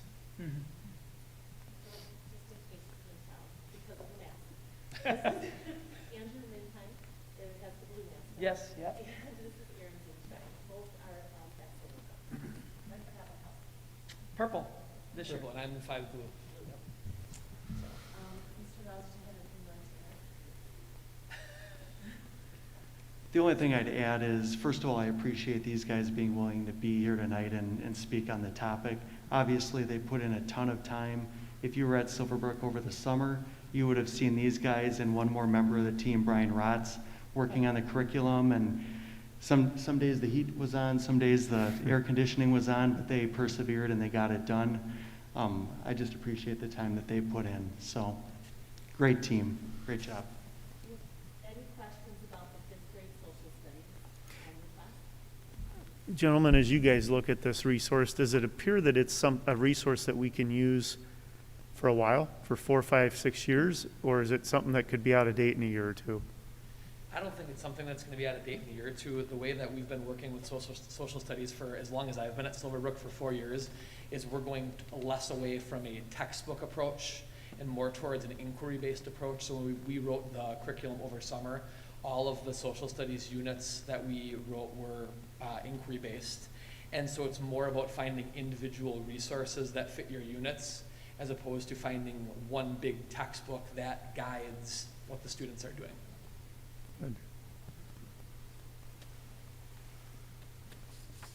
So on behalf of the board, thank you also for coming tonight and for expressing your recommendation and your enthusiasm and for all the work that you put into it as well. Are there any other questions for these gentlemen? Otherwise, there is a motion that administration would like us to consider.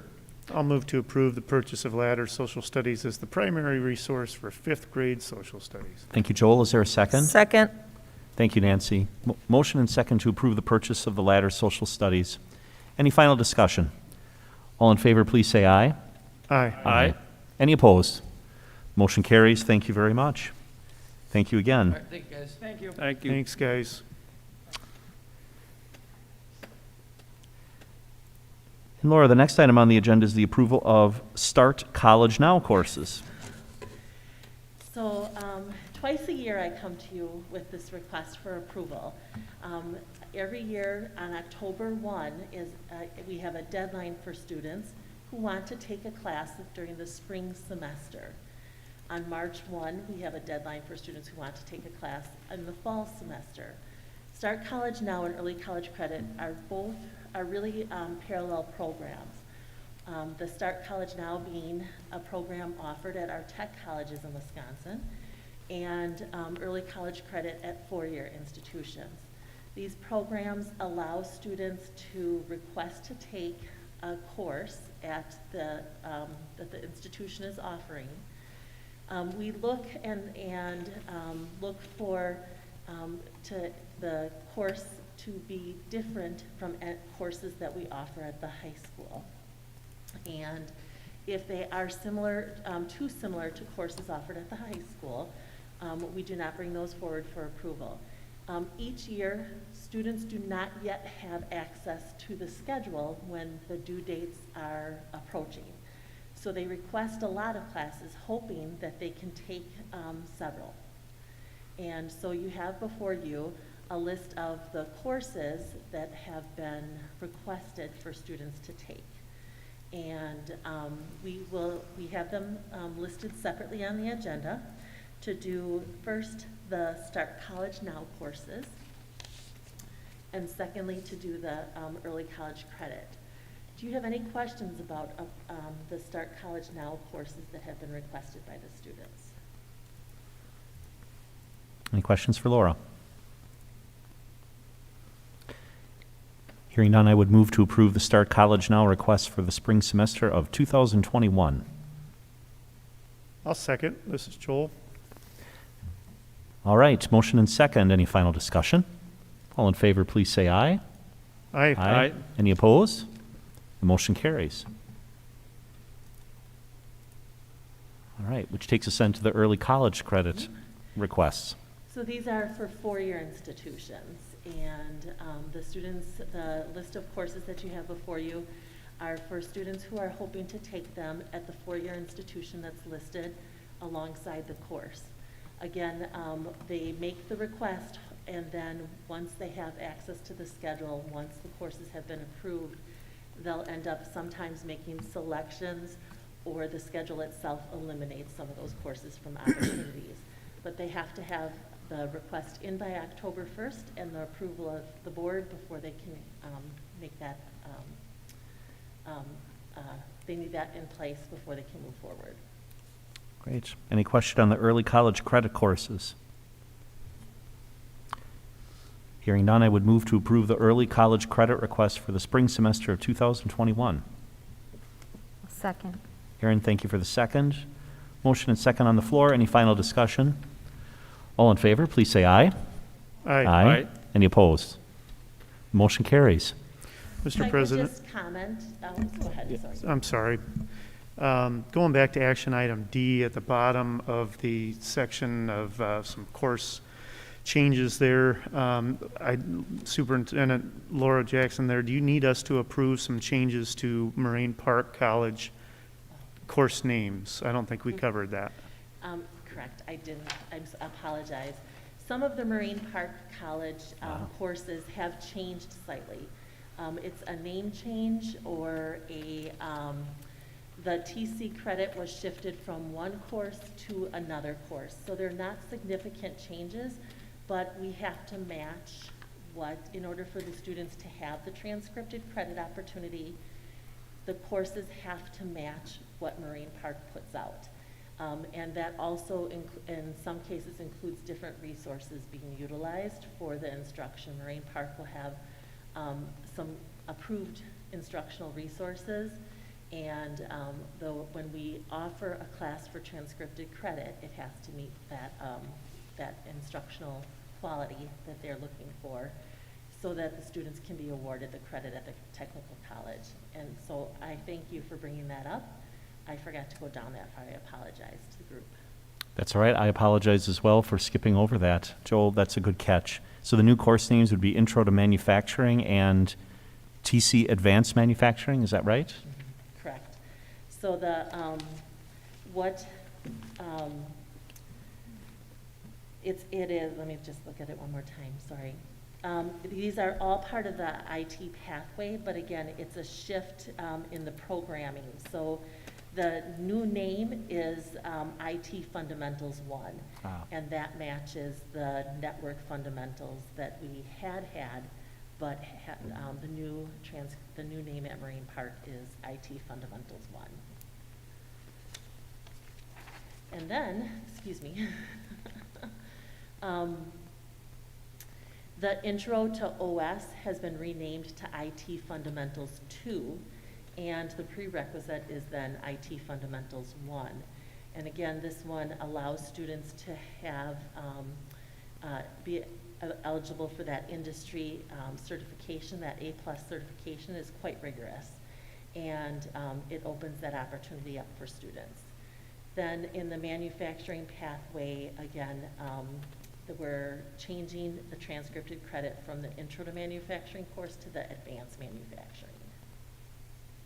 Great, Do you thank you need for action walking on us this tonight? Yeah, we would want to approve it tonight so that we Okay. can make the adjustment in the course planning guide. So I will move to accept the changes to the course names and descriptions and the IT pathways in the transcripted credit program offered through the partnership with the Westman School District and Marine Park Technical College. Nancy seconds. Great, thanks, Nancy. Motion and second on the floor. Any final discussion? All in favor, please say aye. Aye. Aye. Any opposed? Great, the motion carries. Thank you, I appreciate going back over that. Yep, want to make sure we didn't miss that tonight. Joel, thank you again. All right. Laura, I think those were all the items you were going to take care of, correct? I have one more. Okay. Oh, wait, not Oh, yet. not quite yet, sorry. All right, we are back to Mr. Hanson, who's going to lead us through a discussion item on the Employee Assistance Program vendor selection.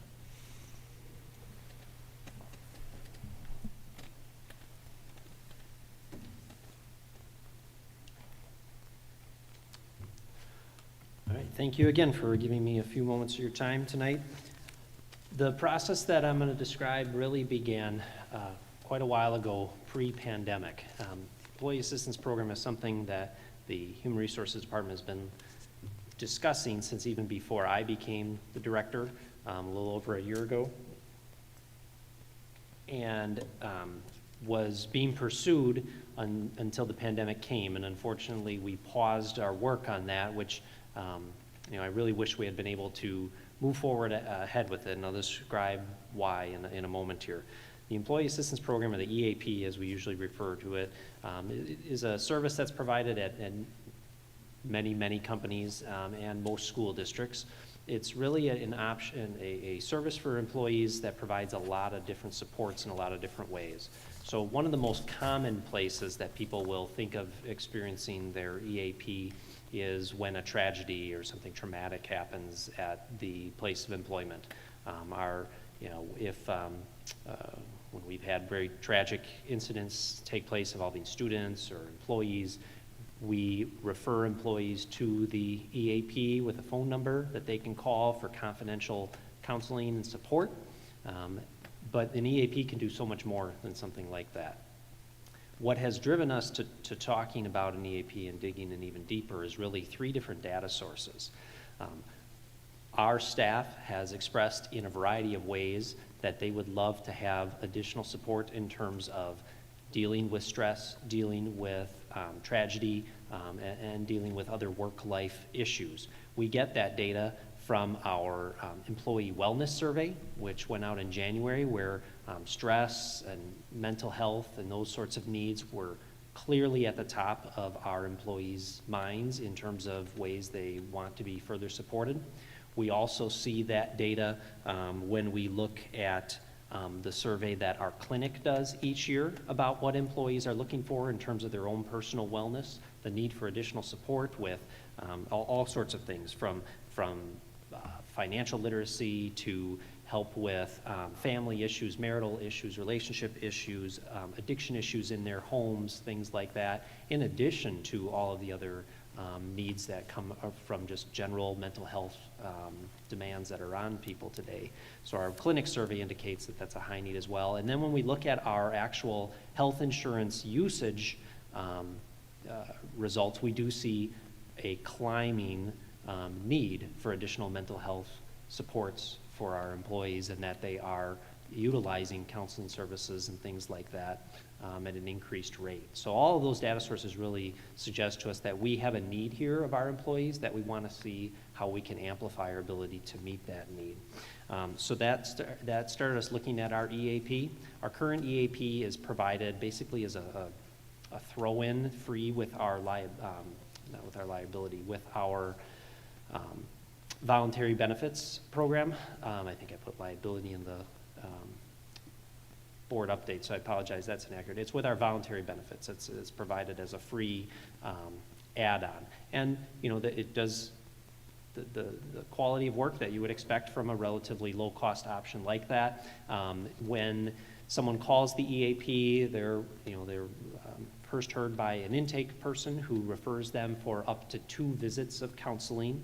If their need requires more than 2 visits of counseling, then it shifts over to the cost being covered by health insurance. Okay, so any counseling visits under an EAP are covered by the cost of the EAP. Beyond that, there aren't a lot of other services that they provide. What we found is that the companies that are really aggressive in providing really the highest quality EAP services can provide a whole lot more than that. The first is more counseling visits with master's level counselors on a variety of issues. So most of our highest quality EAPs, vendors that we are looking at as an option to replace our current one, are looking at 6 visits of counseling that are free and included with the cost of that EAP. Now that has a variety of benefits. One, it is instant, quick access to counseling needs in a variety of areas, including some of the ones that I described earlier. But on top of that, that means that employees are not as immediately concerned about their potential costs if it were to shift to health insurance covered needs. So when it's covered by the EAP, the employee knows going in all of this service is free. Well, when they know they're only going to have 2 counseling services included as part of counseling visits included as part of that, it has an effect sometimes of chilling people to using the service because they feel, well, I'm going to need more than that, and then it's going to cost my insurance, and people don't get the help they need at the outset. When you increase the number of counseling visits, people are more willing to jump in and get those services right away. And on top of that, for those individuals who would have been going to counseling more than 2 visits as they do now, that's cost that doesn't come to our insurance immediately. So, since they may be able to resolve their need within 5 or 6 counseling visits, that's going to be completely free, including the cost of the EAP, and not passed on to our health care coverage. At the cost of an EAP, that's actually a great value. I talked to, as we've narrowed down the potential vendors that we are considering, and I hope to present a finalist to you at our next meeting for approval, the amount of EAP usage is just higher amongst these higher quality providers. And then when you add on the pandemic, the data is really staggering. So your typical EAP like we have, you're generally seeing anywhere from 2 to 4% of your employees use the EAP. We know that there's a need for greater than 2 to 4% of our employees. These high-level EAPs are seeing anywhere from 8 to 12 to 15% usage because they are providing a service that is much more useful to the employee. On top of that, I talked to a large education provider in Southeast Wisconsin just the other day as part of a reference check around the various vendors we're looking at. During the pandemic, they have seen usage go to 45% by their employees. That is the need that is out there, especially now. So our goal is, the cost of an EAP is flat, regardless of whether 0 employees use it or every single employee uses it. So our goal would be to, A, upgrade our EAP to one of the ones that we are reviewing, but B, promote and get our employees eager and informed about all of the options that are available to them through the EAP that we're going to be providing. So there's a ton I could talk about with an EAP, and I'm really more eager to hear your questions about this, maybe why we're looking at it, because I could talk about this for quite a long time, because there's a lot of services that you can get through a high-quality employee assistance program. Any questions or observations for Mr. Hanson? Well, I would just comment, I'm excited that you're looking at this. I think mental health issues were on the rise, obviously pre-pandemic, and this has added, financial stresses to health, to family, to abuse situations, to just plain loneliness. And, mental health is just part of an overall person's health. And we just really need to look at it that way. Healthy, happy people to have working for us are healthy, happy employees that are fueling our kids' education. I'm super excited that you're looking at this. As we've been narrowing down our options here, I put a range of prices that we've been quoted in the executive summary here, but actually, as we're narrowing it down, really for less than $20,000, we can have access to a top flight EAP, which when you say that we can offer that to every single employee, all of our 950 employees, plus these higher quality EAPs will provide that service to anyone living in their household as well. Like, there's a huge impact that I think we can have for a very low cost that our staff is calling out for. Other questions or thoughts? So this is an informational update. We'll hear more then at a future meeting. Thank you. All right, thank you. All right, Mrs. Jackson, West Bend Virtual Academy update.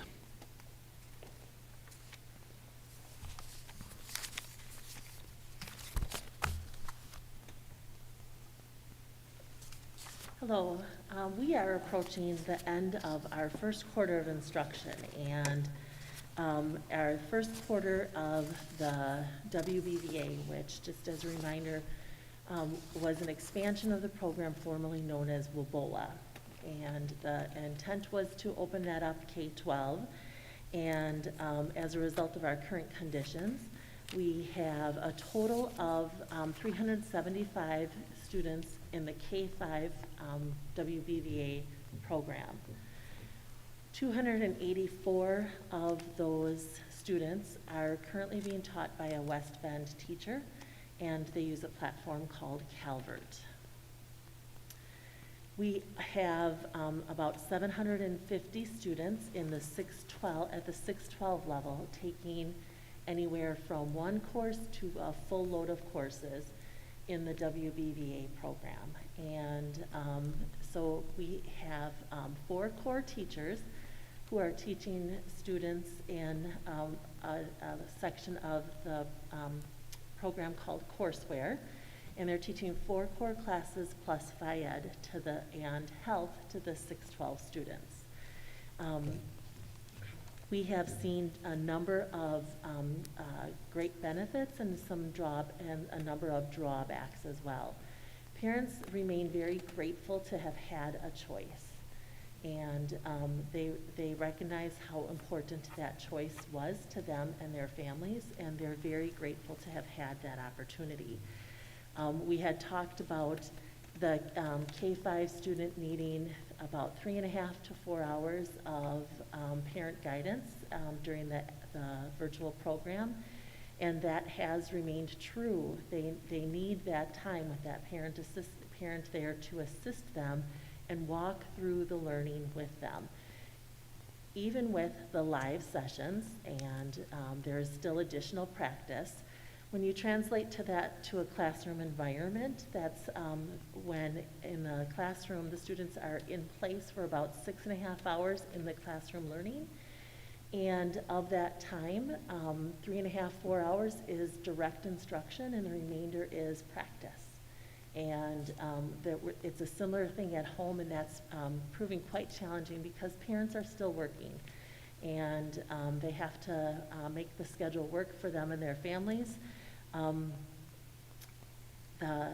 So with that, satisfaction is very mixed.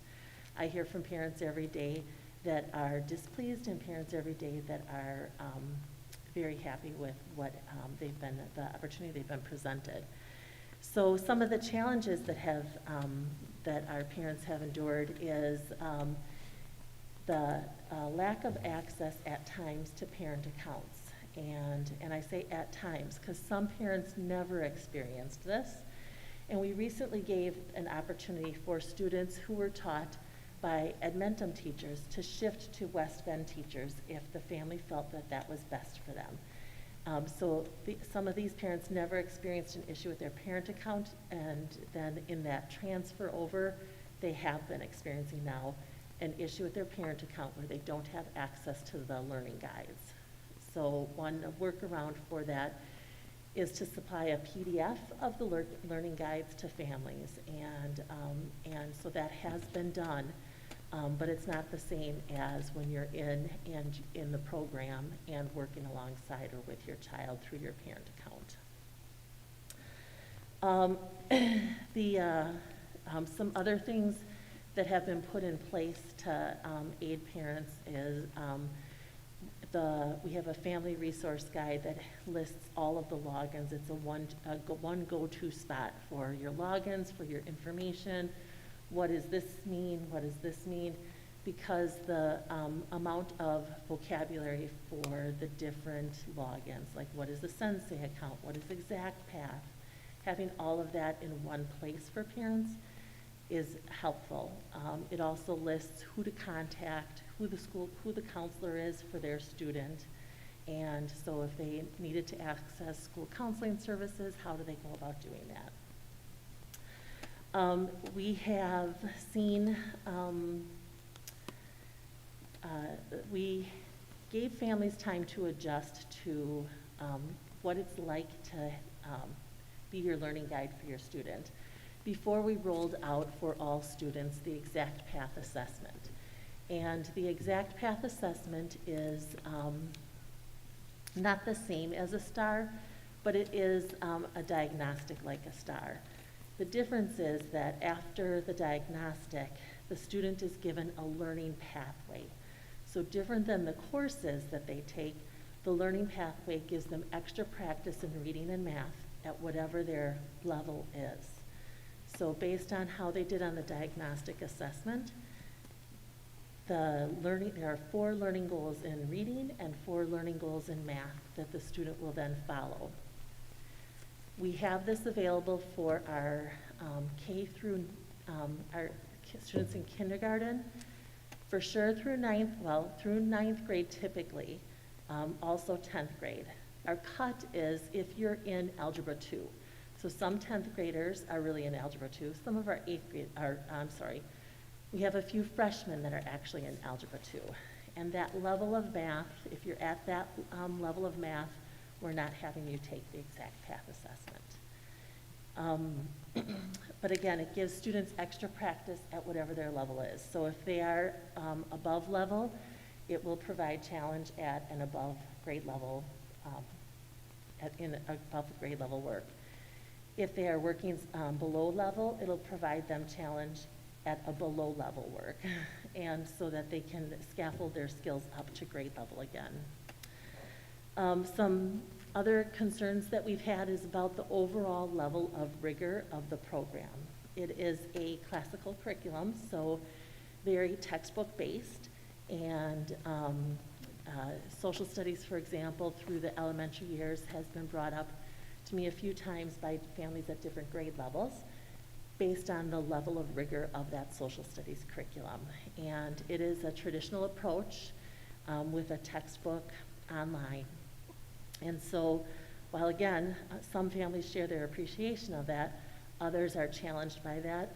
And I would say for our teachers, they miss some of the nuances of that teacher practice and that adaptability within the classroom setting that they have when they're in person. They don't have that on the platform, and not in the same way as they do in person.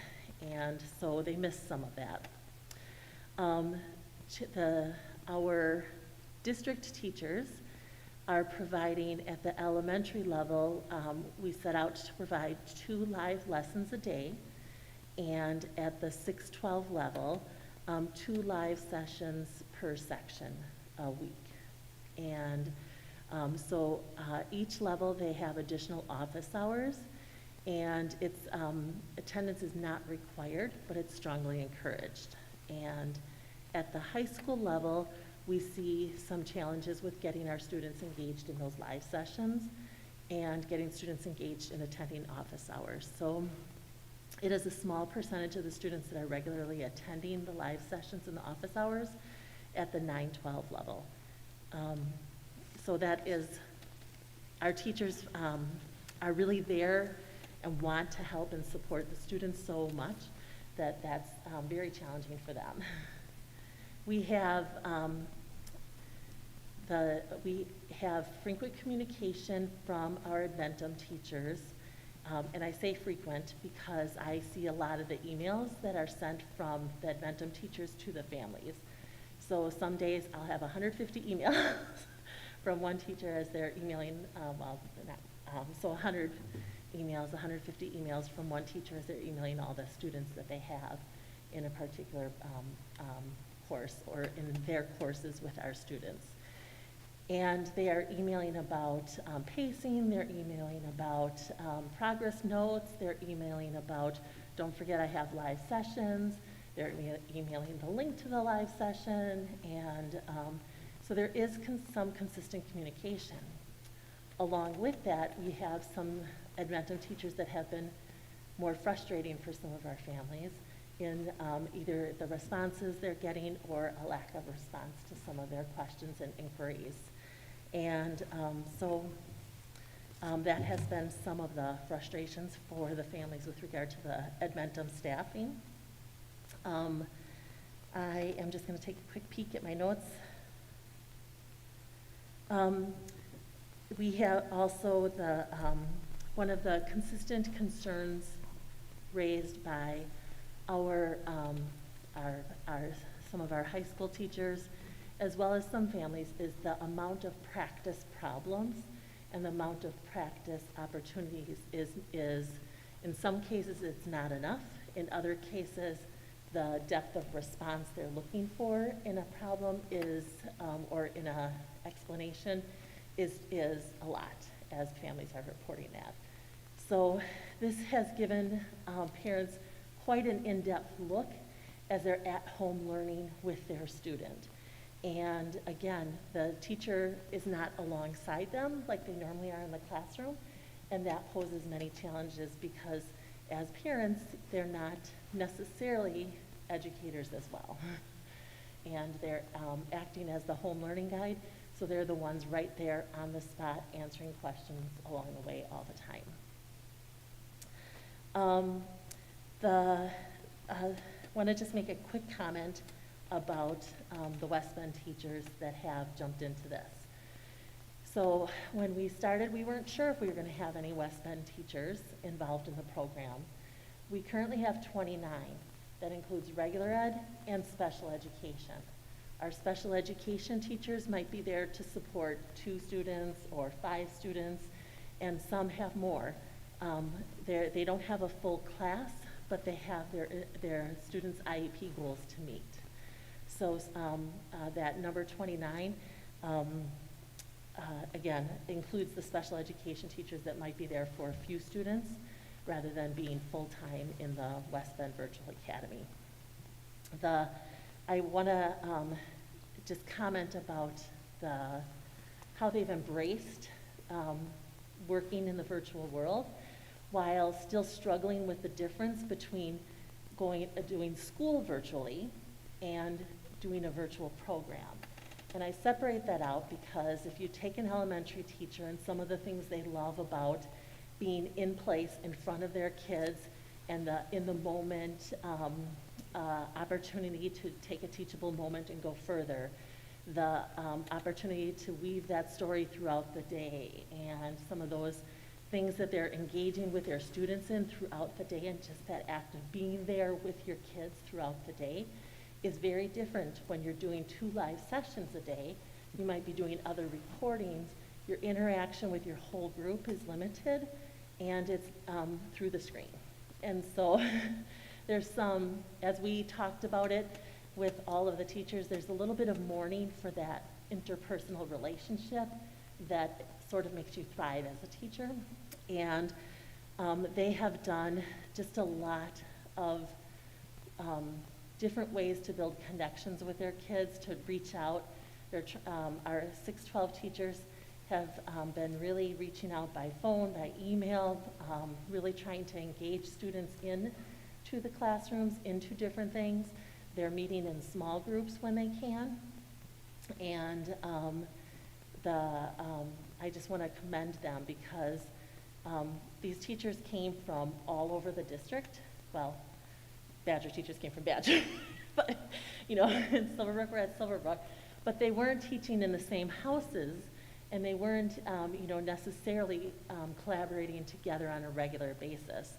And they have really formed a team and a collaborative professional learning network with each other. And it's great to see them having come together in a short time and supporting each other as they go through the journey of virtual education. They've done some very creative things to try to help and aid parents that are parents who they have students in their class and parents who are not necessarily in their classroom. And their summaries, their one-stop shops, communication, connecting with all students at a grade level really have been, again, a wonderful thing to commend. They've done really, really well. We have some, as we've gone through, we've learned some things about our curriculum, as well as, one of the frustrations is both on some of our families' parts and our teachers have found errors within the platform, errors within the PDFs or the programs, links that I haven't opened up or open up incorrectly. And those tech issues have really been frustrations because they pose an immediate barrier to people.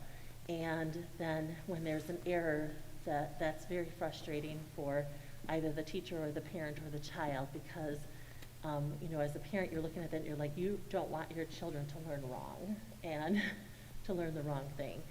So those are brought up with the Edmentum and the design team and the product team. And some of them can be addressed right away. Some of them seem to take a little longer to address.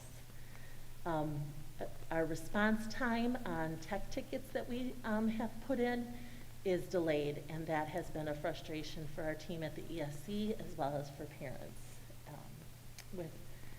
We had, I think in a previous update, Superintendent Wimmer spoke about conversations we had with Edmentum and having a tech team from Edmentum assigned to our district.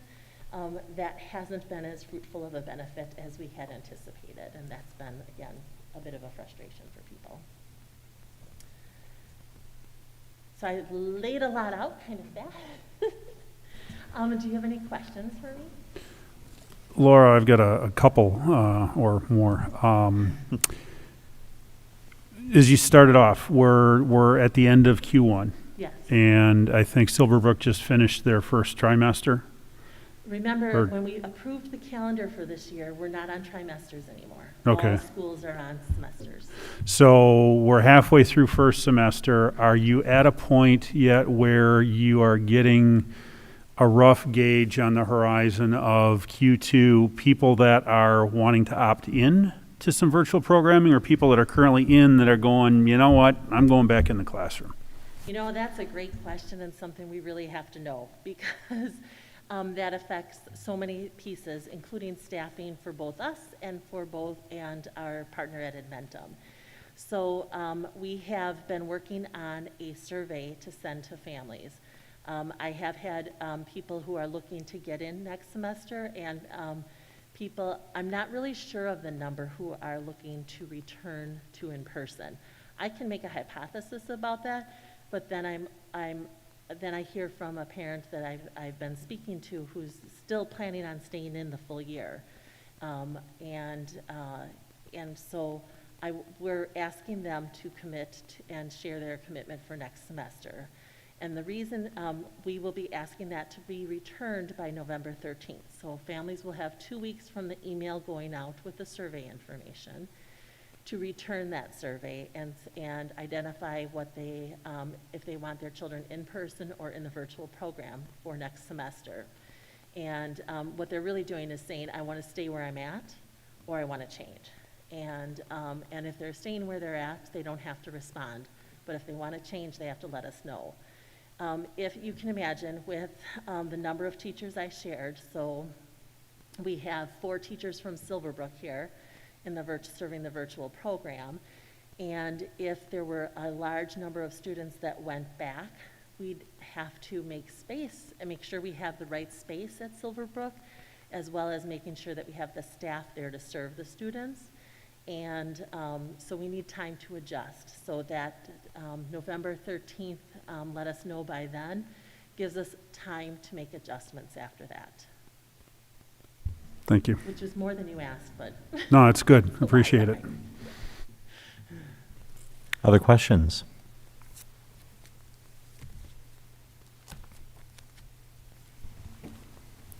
Well, if nobody else is going to go, I'll All right, go ahead, Paul. call out the elephant in the room. So obviously, there's still frustrations going.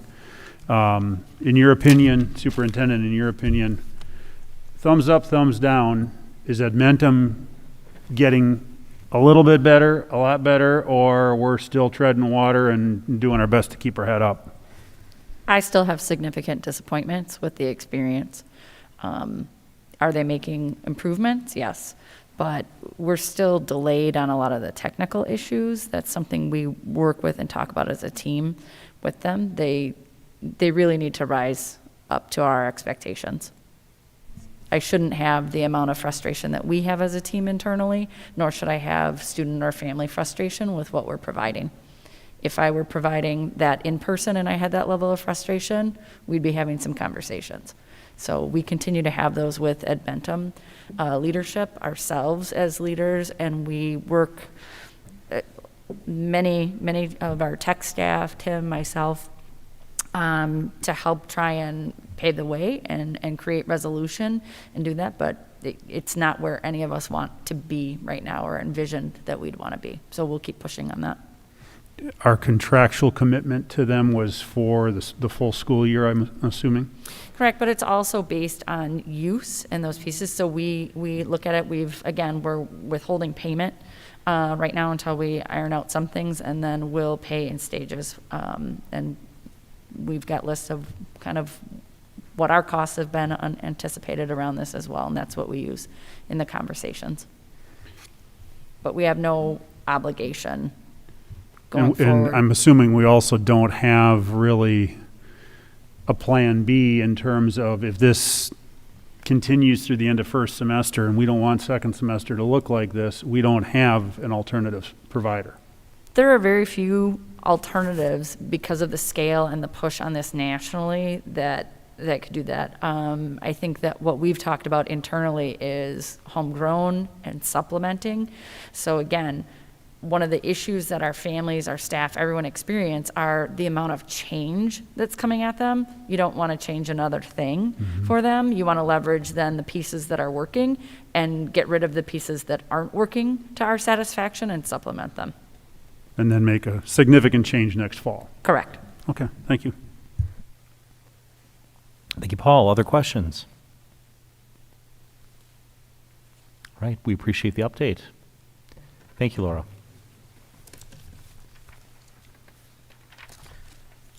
All right, which takes us to our future agenda items, our board meeting calendar. So I have on the calendar regular board meetings scheduled for November 9, November 30, and December 14.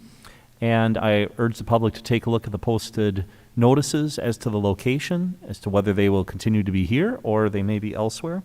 I also believe there are curriculum committee meetings currently scheduled for November 3 and December 8. Again, public should watch for the posted notices in case those meetings may be relocated or moved to different times or dates. Let's see. Under items for follow-up and communication, I have none. Are there any other items to come before the board at this time? All right. Hearing none. Oh, sorry. Go ahead. Sorry, is there a time for the November 3rd curriculum meeting? Ooh, that's a good question. Let me see if I've got that here. Okay. 8 a.m.? Like previously? Okay, thank you. Great. Tony, thank you. All right. Any other items to come before the board at this time? Hearing none, there's a matter for us to address in executive session, and so I will move that we adjourn into executive session pursuant to Wisconsin Statute 19.851C to consider employment, promotion, compensation, or performance evaluation data of any public employee over which the governmental body has jurisdiction or exercises responsibility, and take any such action if necessary based on its discussion, namely staff compensation. Second. Motion and second to adjourn into executive session. Any final discussion on that item? All in favor, please say aye. Aye. Are there any opposed? Oh, I thank you very much. We need to do a roll call vote for that. I appreciate the guidance, Mr. Ongert. I will take a roll call vote with regard to this. Mr. Ongert? Yes. Yes. Sorry. Yes. Yes? All right. It's unanimous yes. This meeting is now adjourned into executive session. Have a good evening, everybody.